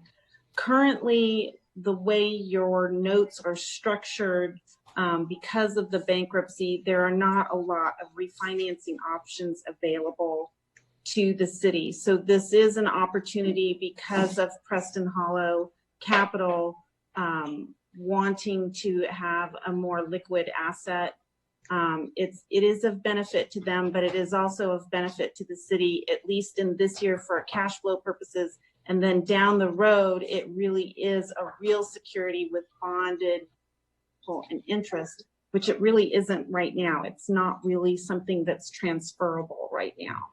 Yeah, So I would add to Kim's statement, the current obligation is not refundable. In other words, you cannot, because there is no interest. There's no way to reset that debt service schedule. So the real benefit is a few years from now when you can exercise the optional call and reschedule your debt service. Okay, let's call for the question here. I think this is Councilmember Barra. Go ahead, please. Yeah. So I just want to clarify then, because I myself, the way I read it first was that we're going to be paying 47 million on this up to 2046. So that amount is going to 19 million on principal with the 6.75 interest, I believe. What's the total between now and 2029 of payments that we'll be doing? Has anybody done that math? That's the, I can get this one. Good evening, Council. That's the 46.5 million. So under the current obligation, we owe 47.6 million. And then so with just the restructuring, the amount owed by the city will go down to 46.5 million. And but that's making payments through 2046, correct? Not 2029? Yeah, the term is not being extended or changed at all. And that's where the savings is. It's only $1 million then. That's the interest savings over the life of the bond. In addition to that interest savings, AMBAC and Preston Hollow are going to bring an additional $933,000 to the table at closing to cover this first year's, or most of this first year's debt service. Okay, thank you. Okay, Council, Ms. City Clerk, please call the roll on this matter, please. Councilmember Sanchez, Yes. Councilmember Ibarra, Yes. Councilmember Figueroa, Yes. Councilmember Charette, Yes. Councilmember Nickel, Yes. Councilmember Richard, Yes. Councilmember Mulvihill. No. Thank you very much. The item passes, and I want to say thank you to our finance team. This is excellent, excellent work, and we appreciate your diligence in finding ways to cut those costs. This is newfound money, and thank you very much. Let's move on to item number 6, Risk Management Insurance Program Update Fiscal Year 2021. There are 2 recommendations on the floor. The City Manager. Thank you, Mayor. I'm going to turn it over to our HR Director, Eddie. As you recall, you extended our insurance programs for a month in June to allow her an opportunity to go back out and seek quotes. So Eddie's going to give you an update on what she's discovered. Good evening. Thank you, Terry. Good evening, Mayor and Council. So I have prepared a quick and brief PowerPoint presentation to help us walk through the update. Next slide, please. Thank you. So as Terry indicated, in June, you authorized staff to purchase the 30-day extension of our current excess liability insurance after they had made the determination not to renew our coverage in this fiscal year. Additionally, on that night, you authorized the purchase of the workers' compensation insurance. That's been done, and to return with the update on the excess and the property program and cyber liability. Next slide, please. So major market factors impacting this year's renewal, the first being capacity restrictions. So that means there's fewer firms in the industry offering coverage for public sector entities. When this happens, there's a capacity restriction, and then prices go up, and then the policies that are being offered to public entities is for less coverage. Additionally, what layered over the top of these pre-existing market conditions, so to speak, is COVID-19 and the uncertainty that it has created on the economy. Then the recent protests followed that, and also the perceived jury verdicts for police-related claims. Next slide, please. Okay, so now we're moving into the insurance update portion, and I will navigate through this quickly and start with the good news item. Thank you. So on with the property program, we have historically worked with Aon as the city's broker of record for the last 6 years. So this year we also pursued a quotation from Alliant, and that option came in for the same lines of coverage that Aon typically provides at $1.1 million. This renewal option represents a savings of $202,000 over the Aon option. It does, however, represent a 5% increase over 1920 premiums. The good news about this piece is that it includes cyclical property appraisal reviews that are embedded within the premiums, and that would be a savings for our city of $40,000 in this fiscal year. We are due for a property appraisal, And also, we would be saving in broker fees in future years to the amount of $85,000. Next slide, please. So now let's talk about the excess general liability, right? As I first indicated, council approved an extension of existing policies through the end of this month. We worked with our current broker of record, Aon. They solicited quotes from 28 carriers. All declined to provide the city a quote, and ultimately Aon was unable to secure a viable option for our city. As staff noticed that this was the trajectory that we were headed towards, we started approaching entities directly and requesting quotations for coverage. Next slide, please. So to this end, staff's efforts generated interested parties of two, essentially, one from Alliant and one from ICRMA. Alliant works with Prism, that's the actual insurance carrier, and Prism did come forward and express concern over the reliability of our lost data, and requested an audit of 27 claims. And the reason for that is that our lost data, with some losses that were settled as part of the bankruptcy proceedings, those dollar values are reflected in our reports for a lesser amount that those claims would have settled otherwise. And then ICRMA was the other entity that expressed concern, and a quote is pending from ICRMA. Next slide, please. So bottom line, the indication that we received through Alliant from Prism is, after reviewing our claims audit, they offered a premium quote of not to exceed of $3.5 million.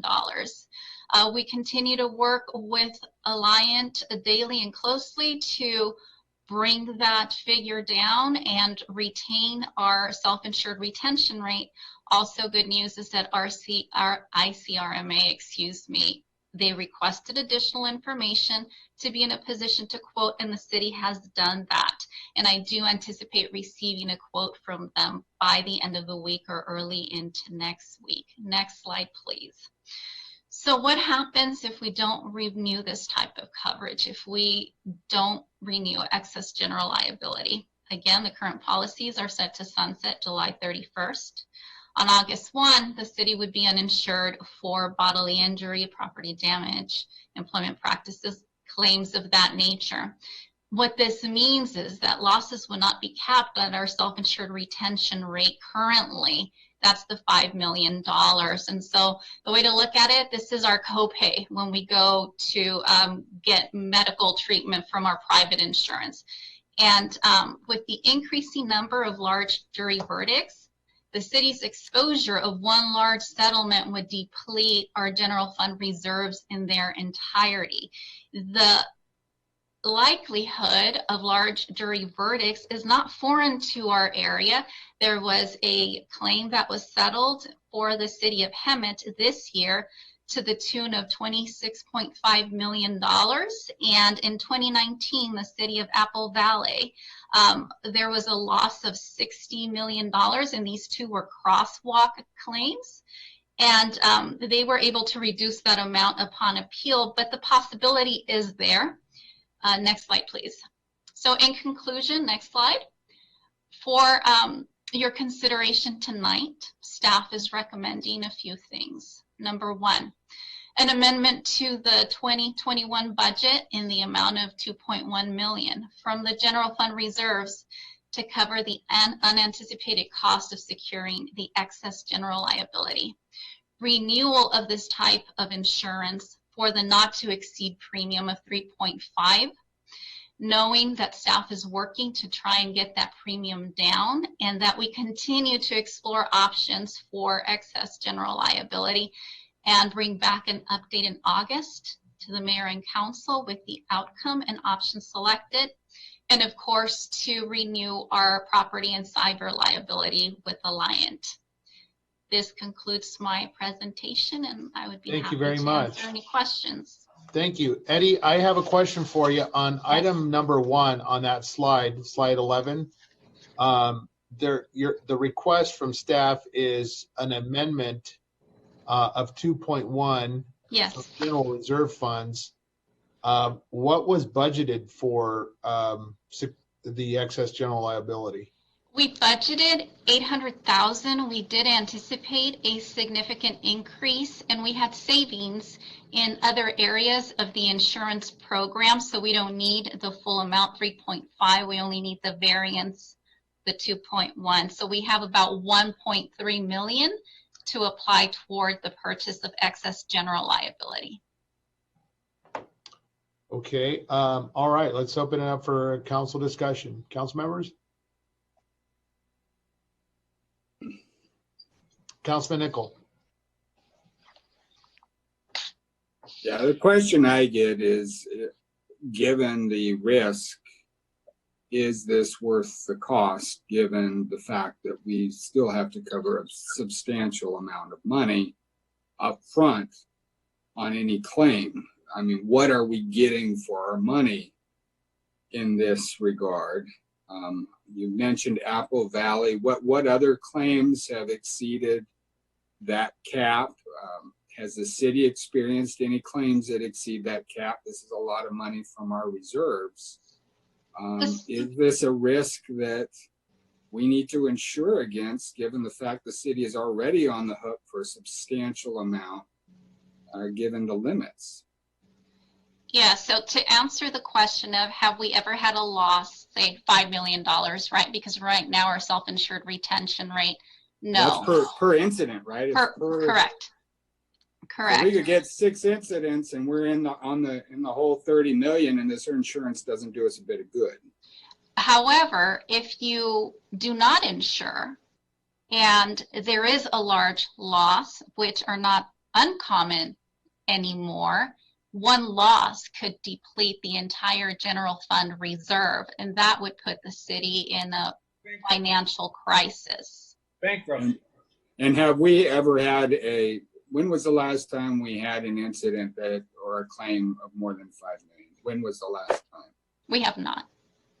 We have not. Yeah, Well, yeah, we've had Henry, you just made the comment. All we need is 10 claims at 2 million.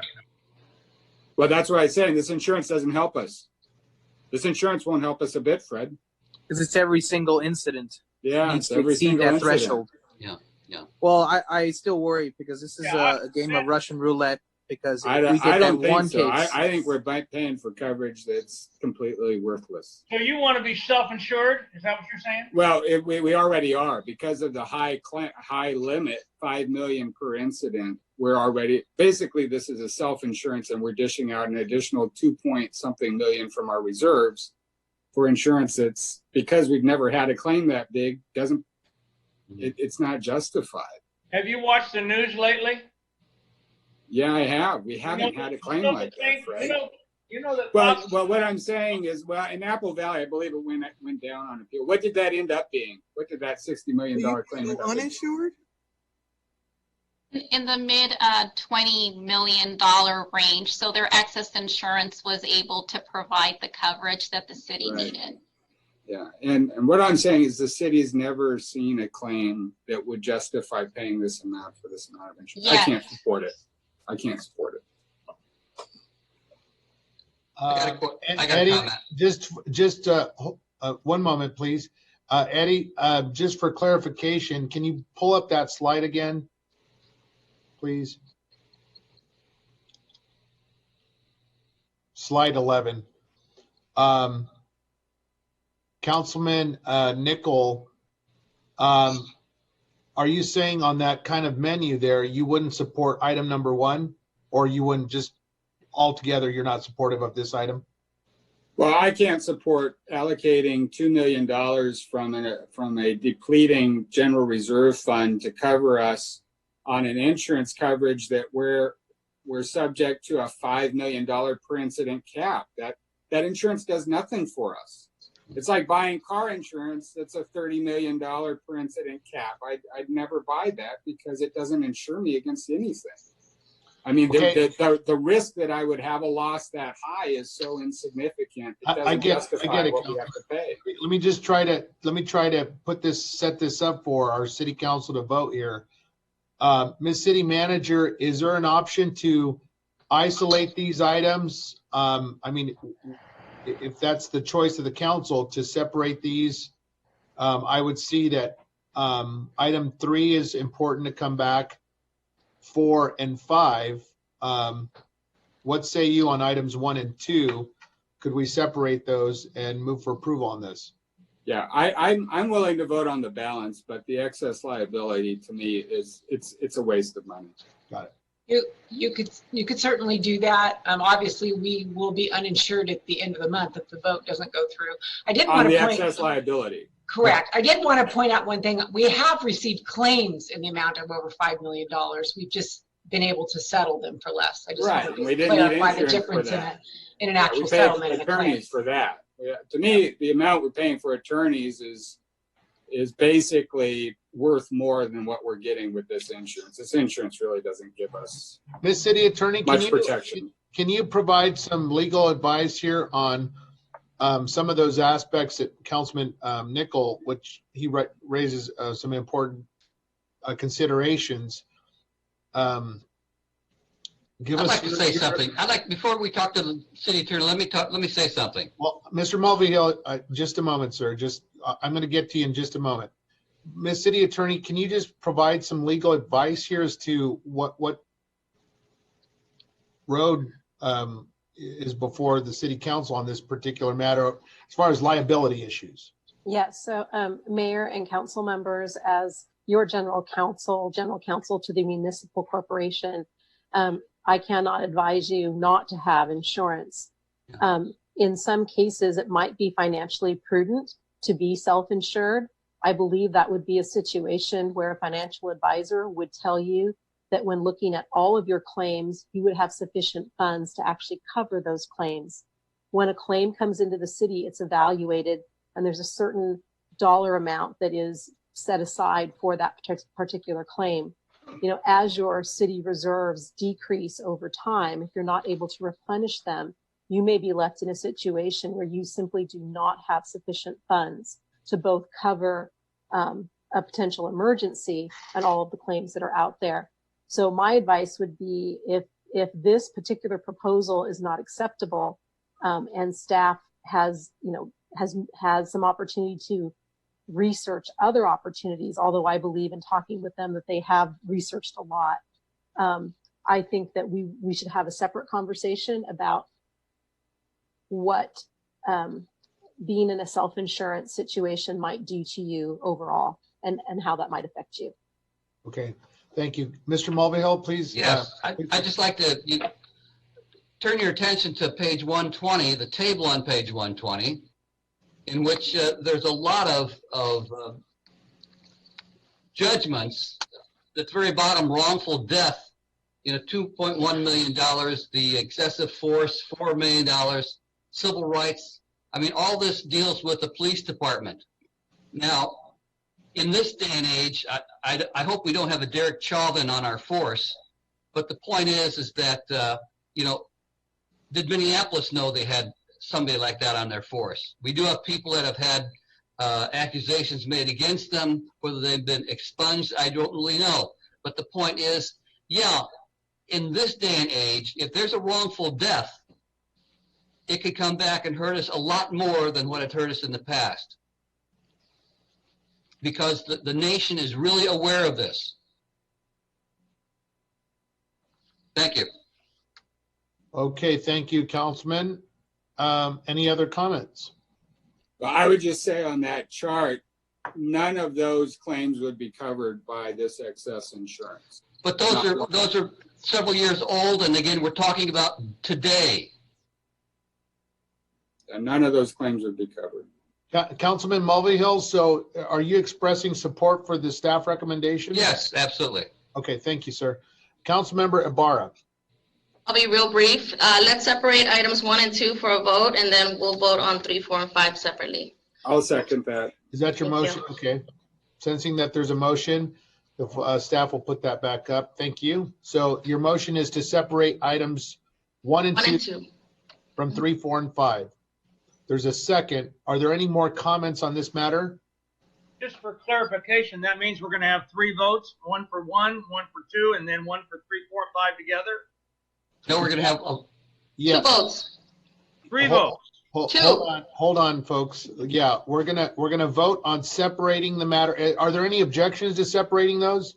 Well, I just want to understand what we're separating. We're gonna end up, if this passes, we're gonna end up with 3 votes ultimately. How about this, Fred? Just a moment, please.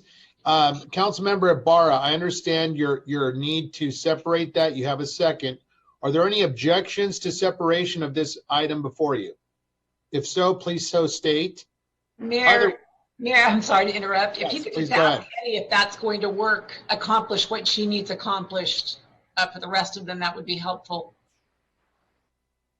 Mayor, if I may, we can.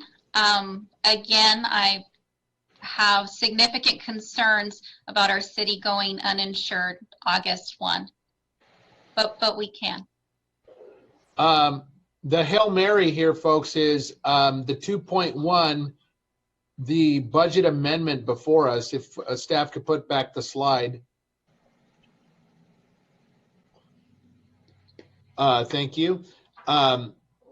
Let's say we pass this as is, items 1 through 5, if there were council support, and we got some good news to report as compared, as suggested on item number 3, we could always come back and not dip into our reserves.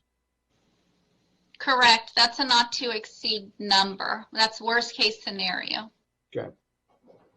All right, council members, if there's final comments here, there's been a motion to separate. If there's no objections, let's go ahead and. Excuse me, I object to that. I have concerns too with the city going insured. We cannot move forward without having some kind of insurance.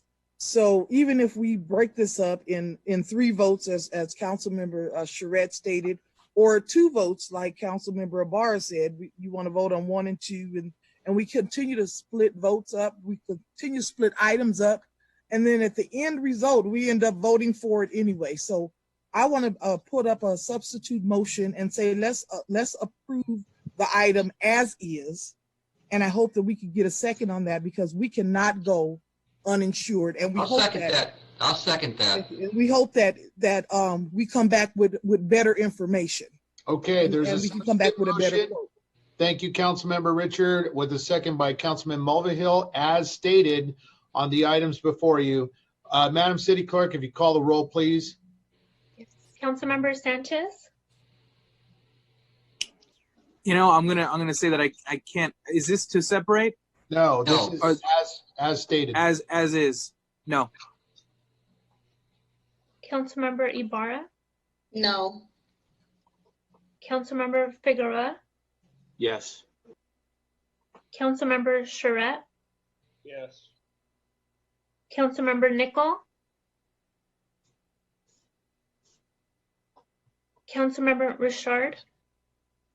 Yes. Councilmember Mulvihill. Yes. The motion passes 4-3. Great. Thank you very much. You have direction, staff. We appreciate you, and thank you. Let's move on to item number 7. Hey, if I could just make one quick comment. Go ahead, Councilman. I agree with all my colleagues. This is not an easy vote. And we're a high-risk community right now. That's all there is to it. And the environment around us, around the whole country, is also very, very tenuous. And we've got a lot, but we cannot be uninsured. And even with the insurance we're going to have, it may not be enough. Thank you, Councilman.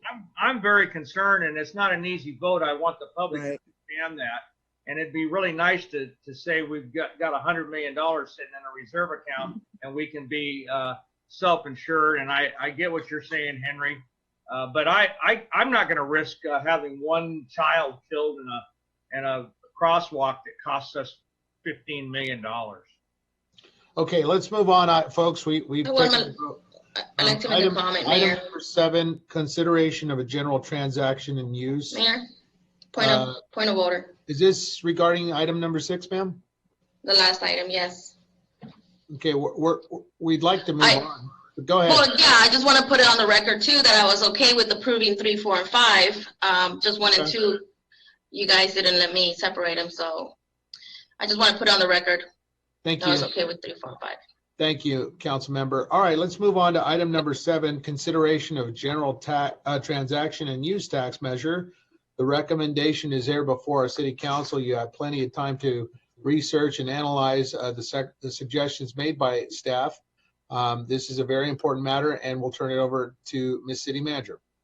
Thank you, Mayor and council members. As you're aware, Measure Z, our sales tax, was enacted in 2006, is set to sunset in March of 2022. And we've been working for a little over a year now with our tax consultants and polling consultants. And Rebecca Kramer is going to go through a PowerPoint with you. We are asking you this evening to approve putting this ballot measure on for November. Go ahead, Rebecca.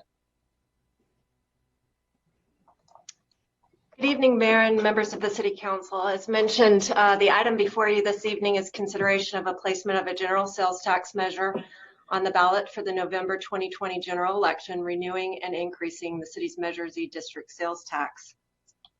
Next slide, please.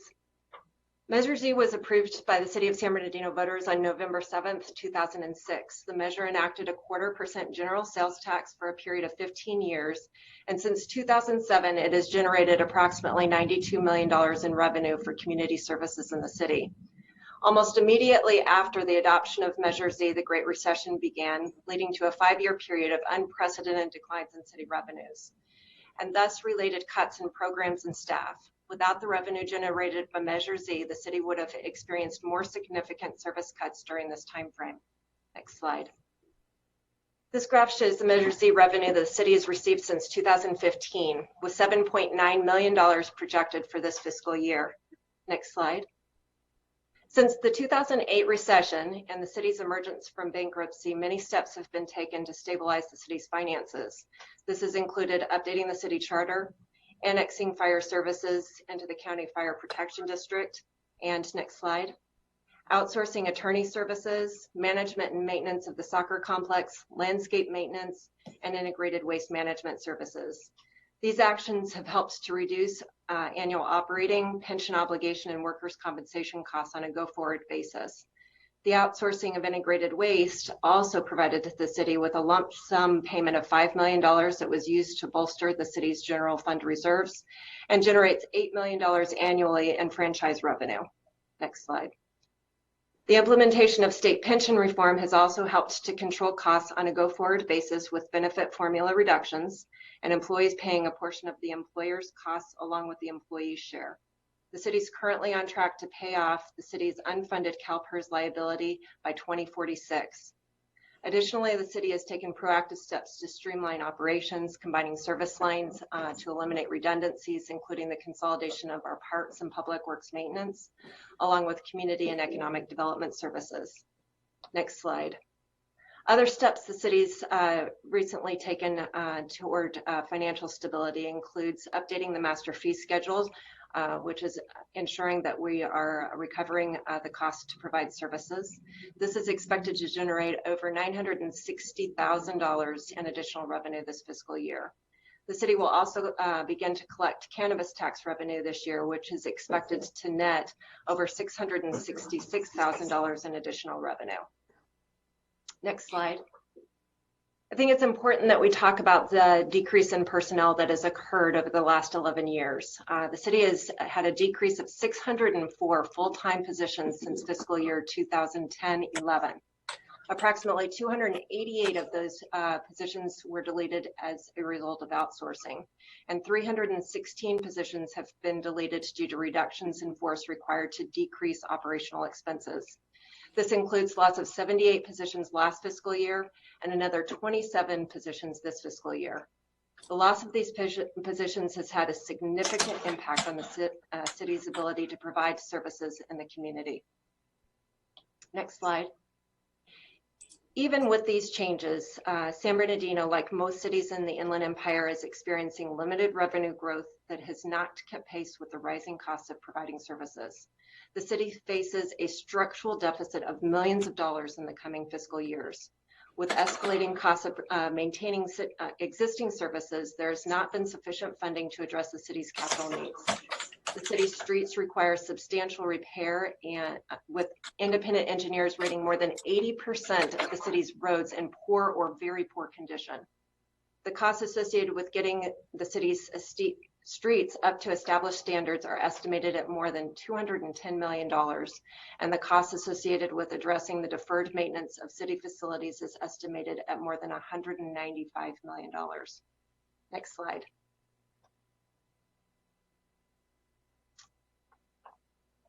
The city's 10-year forecast provides a picture of the city's finances over a period of time. Some assumptions to keep in mind when reviewing the 10-year forecast include the fact that prior to the COVID-19 pandemic, the city was on track to receive $38.3 million in sales tax revenue in fiscal year 19-20, and a similar amount again this fiscal year. Sales tax estimates for the current fiscal year are now estimated at $32.5 million, which is a decrease of $5.8 million. The city was also on track to receive $9.4 million in Measure Z sales tax revenue in 19-20, and a similar amount again this fiscal year. Measure Z sales tax estimates for this year are now estimated at $7.9 million, which is a decrease of $1.5 million. The use of one-time funds were used to reduce the city's operating budget and the deficit for this fiscal year. These budget mitigation strategies totaling almost $3 million will not be available next fiscal year. And of course, it's important to note that the city's adopted budget relies on the use of approximately $2.8 million in general fund reserves this fiscal year, and no new or expanded programs or additional staffing increases have been factored into the 10-year forecast projections. If no action is taken by voters, Measure Z will sunset on March 31st, 2022, and the city will lose between $8 and $9 million annually. At current service levels, it's anticipated that the city will expend the emergency and economic contingency reserves by fiscal year 22-23. With this loss in revenue, the city will have no choice but to reduce city services to decrease operational costs. Next slide. So with that, I think it's important that we talk about the city's general fund reserves. General fund reserves are projected to decrease by 46% or $17.6 million by the end of this fiscal year as compared to the high of fiscal year 17-18. This includes a projected use of reserves of $5.1 million this fiscal year and $2.8 million next fiscal year due to or in the current fiscal year due to the loss of revenue associated with the impacts of the COVID-19 pandemic. The estimated reserve fund balance at the end of this year is less than 25% of the city's general fund expenditures. This drawdown of reserves is after significant cuts were made along with the use of one-time funds to offset general fund expenditures, including $11.2 million last fiscal year and $7.4 million this fiscal year. Continued use of reserves to balance the operating budget will certainly hinder the city's ability to address unanticipated losses in revenue and operating expenditures moving forward. Additionally, the drop in reserves affects the city's ability to take advantage of the prepayment options to CalPERS. The city will save $912,000 this fiscal year by prepaying CalPERS in one lump sum at the beginning of the fiscal year rather than making monthly payments. And of course, continued use of reserves also limits the city's ability to obtain financing, issue bonds, and obtain other forms of credit discounts. Next slide, please. So if voters approve a renewal of Measure Z at the current rate of 0.25%, it's anticipated the city will expend the emergency and economic contingency reserves by fiscal year 23-24 at current service levels. As shown in the 10-year forecast, even with the renewal of Measure Z at the current rate, the city will have no choice but to make additional cuts to city services to balance the budget. Next slide. If voters were to approve a renewal of Measure Z at 1%, the city will receive an additional $24 to $27 million for a total of $32 to $36 million annually that can be used to shore up the city's reserves, pay down debt obligations, make investments in city infrastructure, including our streets, facilities, and parks, and improve service levels. Next slide. I think it's important that we talk about how sales tax is structured in the city. The state currently assesses a sales tax rate of 7.25%. Of this, 1% is allocated to the city. The San Bernardino County Transportation Authority, or SBCTA, assesses 0.5%, and the city currently assesses 0.25% for a total sales tax rate of 8%. The maximum sales tax rate that can be assessed in the state is 9.25%. If Measure Z is not renewed to support local city services, other taxing entities will have the opportunity to seek approval to receive this sales tax revenue in future. Next slide. With respect to public education and outreach, the city has conducted public opinion surveys last August and at the end of May, and residents have been invited to provide feedback during the course of the last year by completing a community survey by mail or online. Residents were notified of the City Council's consideration of a potential sales tax measure and invited to provide feedback through 2 community informational mailers sent in January and June. And the same information was incorporated in an insert included with the January and February water bills. Throughout this time frame, residents have repeatedly communicated that the highest priorities for funding include attracting and retaining local businesses and jobs, creating safer, cleaner neighborhoods, addressing homelessness, improved public safety and emergency response, and maintaining youth violence prevention programs, as well as improving our public infrastructure, which includes our streets and parks. A majority of those surveyed have expressed a need for added funding to provide for these services, along with continuation and increase of the sales tax to replace Measure Z. It is also important to note, I think, that the city's plan of adjustment called for a renewal of Measure Z to provide for the long-term stability of the city. Next slide. With respect to transparency and accountability, the city has established the Measure Z Oversight Committee to review and report on the independent audits of the city's use of Measure Z sales tax revenue. And if voters enact a renewal of Measure Z in November, the proposed measure anticipates the City Council will appoint residents to continue to serve on the Oversight Committee to ensure fiscal accountability and transparency. Next slide. The timing of the ballot is an important consideration. State law requires that ballot measures be placed on general elections. The next opportunity to place the ballot before voters to extend the increase or increase the 0.25% sales tax will be November 2020. Should the measure not be placed on the November 2020 ballot, or should voters not approve the extension of the sales tax, the next opportunity to place the matter on the ballot outside of declaring a fiscal emergency will be November 2022, which is 7 months after Measure Z sunsets. In summary, I will just say that the Measure Z sales tax has been a critical source of revenue in the city, helping to preserve safety services in the community and generating between $8 and $9 million annually. Without this funding, the city will have to continue to make cuts to city services. This concludes staff's presentation this evening, and we would certainly welcome any questions that you may have. Thank you very much, Ms. Kramer. We appreciate your hard work on this. We'll go ahead and ask council members for their opinion and comments or questions.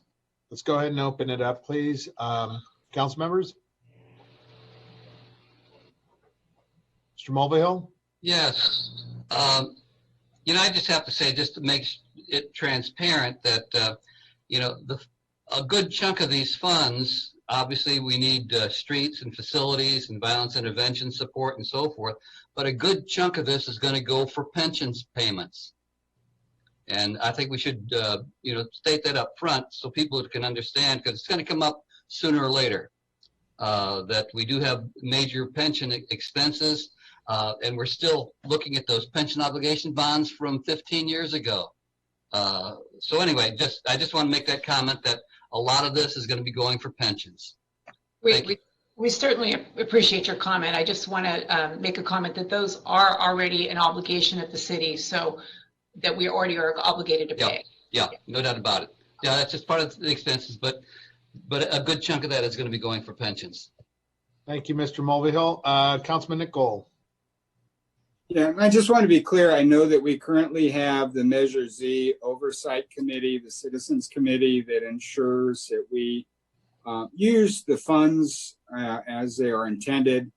I think there seems to be a a sense among the public that this is directed to police. It's not. This is a general tax. I think there's also a misunderstanding that we can direct these funds to specific purposes, in which case that would be a specific tax that would require a much higher threshold, and that is not what is being proposed.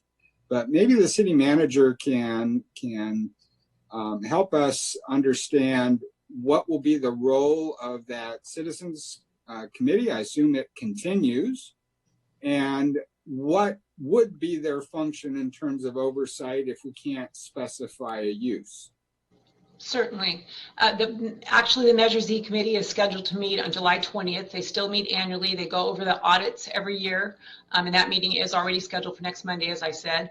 But I think the best course of action, should you put it on the ballot and the voters approve it, would be for the council to strategize on how they want to spend these funds, set up policies. You know, we recommend rebuilding your reserves to make a healthy budget, putting so much away for infrastructure. But those are certainly policies that the city council could come up with once the voters approve the measure.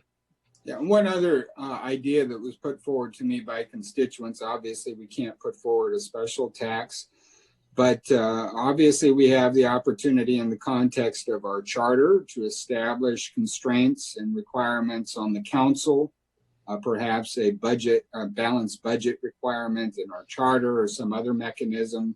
I assume that is allowable, in which case that would protect not just the funds that come from this measure, but all of our general fund.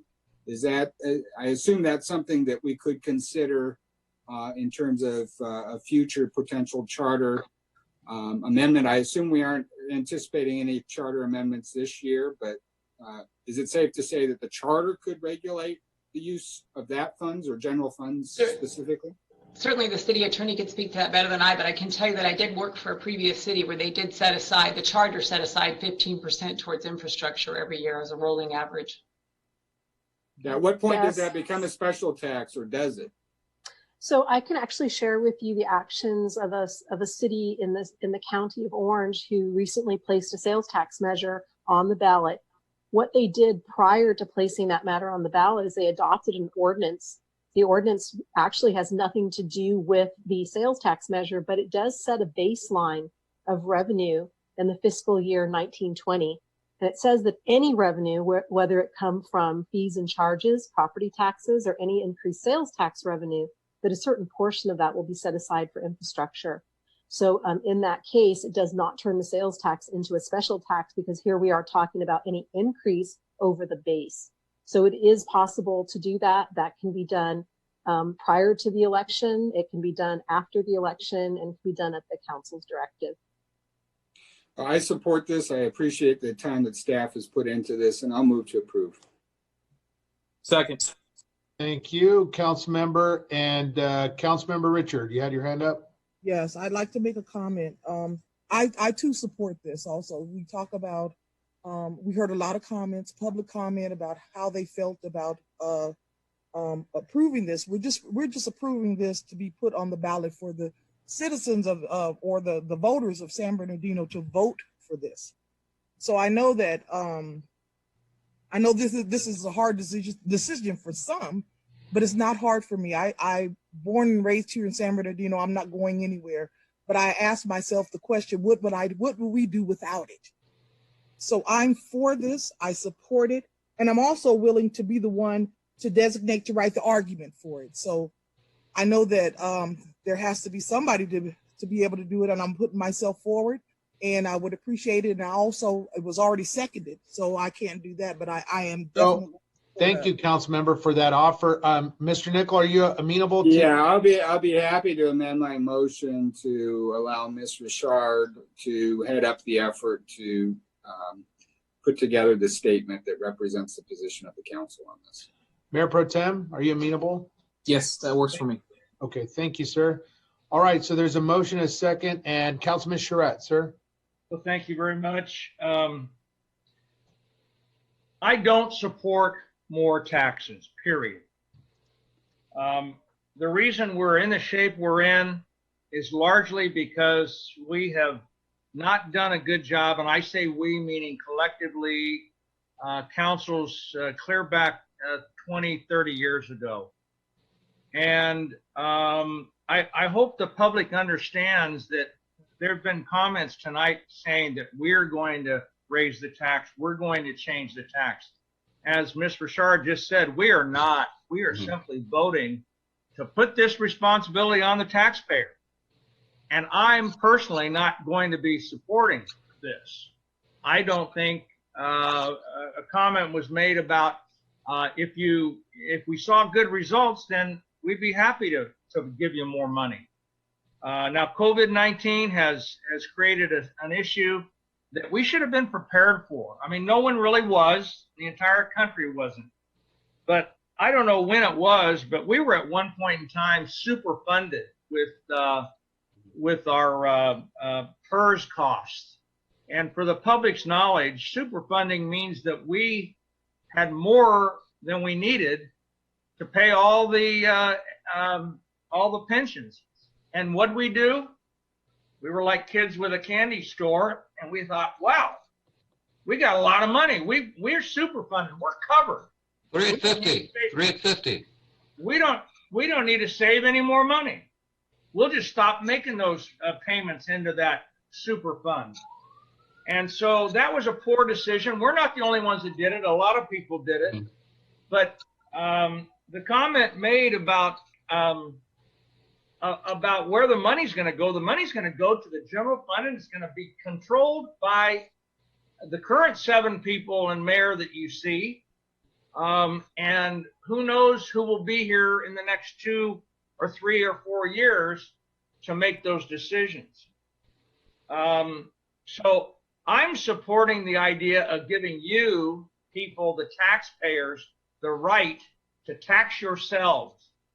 So I'll be supporting this item to go on the agenda, to go on the ballot, because I don't think it's my call to say. Absolutely right. If you want to tax yourselves more, fine. But I don't think we, and again, not anyone individually, but we collectively over a number of years have proven that we're very good stewards of the taxes that you get. And talking about reducing the size of employees and what have you. Well, the private sector did that about what was it, back in 2008 and 9 and 10 when the Great Recession happened. And they made the tough decisions by reducing costs, and they came back and figured out, you know what? We reduced costs and we don't need them back. And the public sector doesn't do that. The public sector has a real hard time making those tough decisions. And I've said it more than once in my tenure, we do not create jobs. We create an environment that allows the private sector to thrive and flourish, and they create the jobs. We have a certain number of jobs that we need to provide in order to provide police and safety and services and streets and those types of things. But we need to be looking at salaries, and I don't think the public sector has done a very good job of doing that. It was mentioned that the governor and that we've changed the formula going forward. Yes, that's right, but we're going to be paying the unfunded liability for pensions until 2046. 2046, we're going to be paying unfunded liabilities for pensions for current and future retirees so that we can pay them what we've promised them.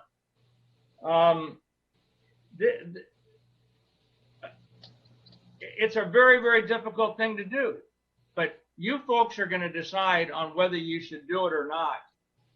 And I am probably, when I go in my own personal ballot, and I probably will not be supporting higher taxes for anybody until we prove that we can do it. And I want everyone to understand that in order to make this, and Henry, you touched on it, to be a special tax, it takes 2/3 of a vote, and nobody is willing to put it out as a special tax and earmark it for something because no one is confident that even with the good survey results that we've come back, that there's going to be a 2/3 vote to tax themselves. So I have a problem with it. Now I have one last final question, and it's regarding, I don't think we adequately answered the oversight committee results, because the oversight committee is going to audit what we as the council do. So if we decide to take all the money and spend it somewhere, they're going to oversight, they're going to look at it, they're not going to tell us we can't do it. They're going to tell us we did it and do an audit. So I don't think we've really given a really good answer as to what that, they really don't have a lot of teeth or a lot of authority. I'd like to know when the last time they met. I think they met, Measure Z committee met, like maybe the last time they met was in 2018. So what have they been doing? And now they're all of a sudden going to meet when we're ready to put it on a ballot measure again. So I'll be supporting putting this on the ballot, but I want the public to know that I don't support the idea of taxing our people until we as a organization can provide better results for the money that we already have. So Councilmember Charette, just to answer your question, the Oversight Committee, you as a council can delegate whatever responsibility you want to your Oversight Committee to report back to you. You have that authority as a council. The Measure Z Citizens Oversight Committee has a responsibility to review the audits as established for the spending of Measure Z funds under as was prescribed in a advisory measure YY. You're correct, they have not met in some time. We were a little behind on the audits. We had prepared to have them have a meeting in March, and that had to be rescheduled. And then another meeting was scheduled in late March or in late May, excuse me, and that also had to be rescheduled due to our state of emergency. So we do have that rescheduled now for the 20th, and they will review those completed audits. Well, and we have those posted online so that you can see any of the materials that's presented to the committee. They do report back to you as a council. And as I said, if you would like as a council to delegate some additional oversight responsibility to that committee, you can certainly do so. Well, I get that. I understand that. But the public votes us in to be good stewards of their taxes. And generally speaking, politicians have not been good stewards of the people's taxes and the people's revenue. So that's where I'm coming from. I am anti more taxes. I want to reduce taxes, not increase them. Okay. We all feel the same way. Thank you, council members. Councilmember Barra, please go ahead. Thank you, Mayor. I think tonight we had the great outpour from our community finally. I know I have been mentioning to our city staff of the concerns that I've been hearing out in the community as well, and today they made their voices very well known. I want them to know that this is just for us to put on the ballot for them to take a vote on it. They can vote yes or no, that's up to them. I also want to show, can you, whoever has the presentation, page 14 of the slide, I want to show something to our public. I think it was page 14. No, the one that had the breakdown of the taxes. There we go. Slide 15. I was off by one. I want to show our public on the right-hand side. So the total sales tax limit is 9.25%. Statewide right now, the base is 7.25. And our staff broke it down to us. We have the current Measure Z's at a quarter. SBCTA is getting 0.50. The remaining 1.25 available for total sales tax limit for the state of California is 1.25 that's available, and it'll be on a first come first serve. So if the voters vote no on it, they need to be very cognizant that if they don't approve it by the city, the county or SBCTA can go for that extra money and get the tax dollars. So I want to put that on the voters, and I want them to see this slide. It was slide 14. And bear that in mind. I know as a steward, I would love to work with my colleague, council member Richard, making sure that this money is used properly in fixing our city. I've mentioned that to our staff. I'd rather see our city get finally fixed with this money than giving it all to salaries. So I'm voicing a lot of what my colleagues said, but tonight we are voting to put this on the ballot. For people who remember, in 2016, we had the parcel tax imposed on property owners without a vote. So this is something that we're doing for our constituents, and I hope they understand that that's all we're doing today. I'll be voting in support of putting it on the ballot. Thank you. Yes, so thank you, Sandra, for that. And I'm glad that you brought that up with that 1.25, that anybody else could come in and take that from us. So I call the question. Thank you, council members. I think there's been a lot of good discussion here. Thank you to our staff for presenting.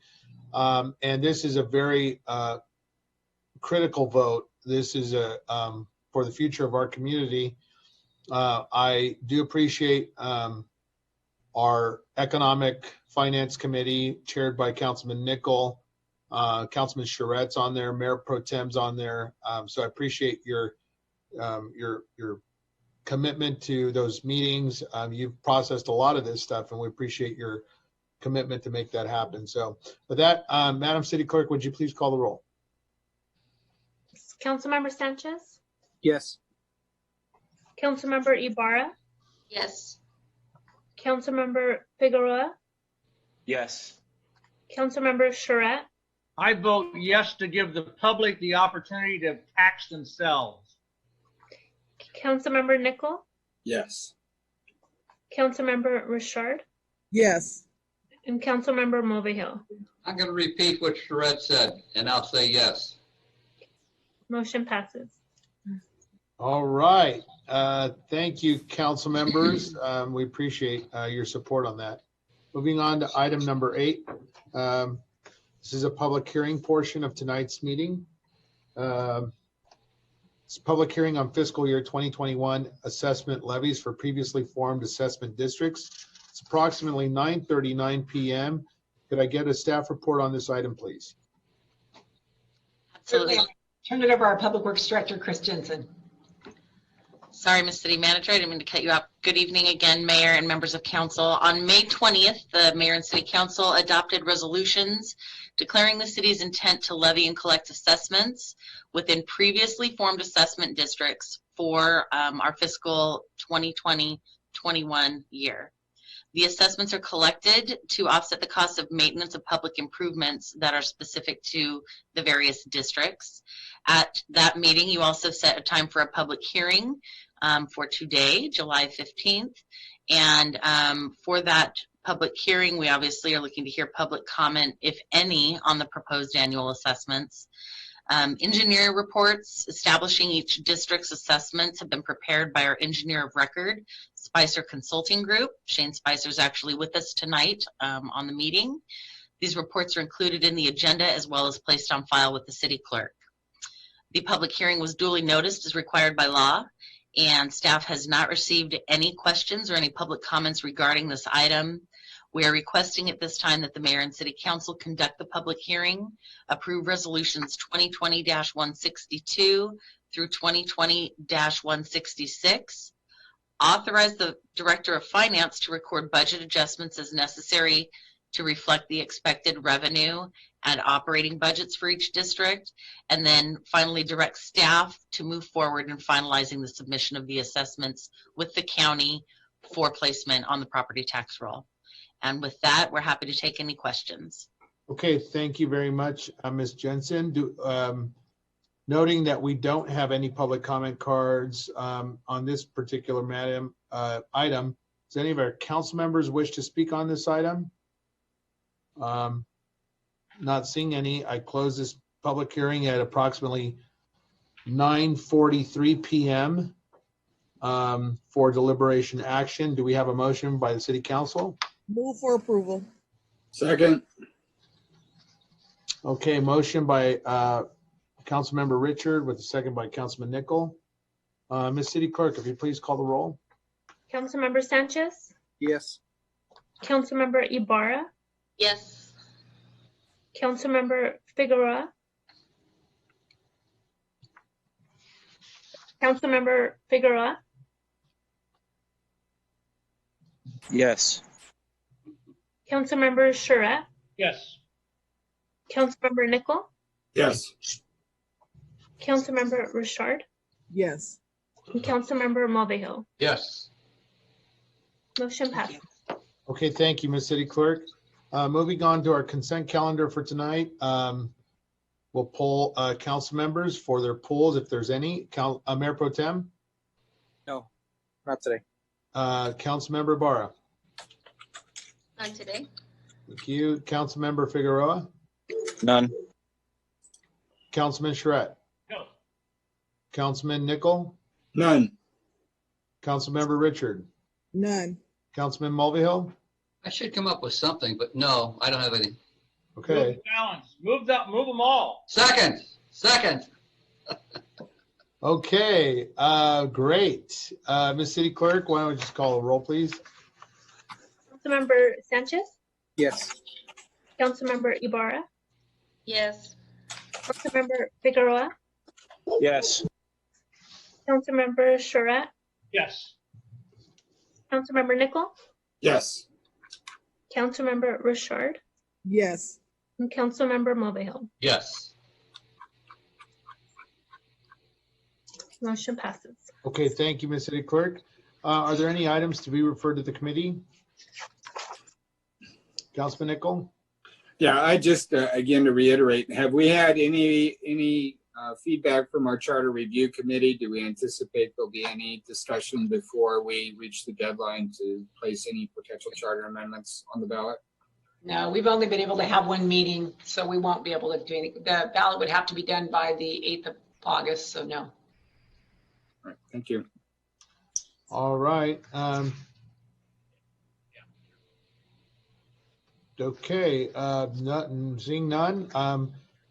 I want to move for adjournment, but before I do, I want to wish Councilman Mulvihill a happy birthday, sir. You just celebrated your birthday. Thank you. Happy birthday to you. Before you adjourn, can I make a comment? Yes, I just Councilman. want to say again, because I got a lot of text messages about the COVID relief funds with the Workforce Development Department. Again, for the community, please call 909-382-0440, and there are funds available for those that have suffered due to COVID-19. And there's resources and things available.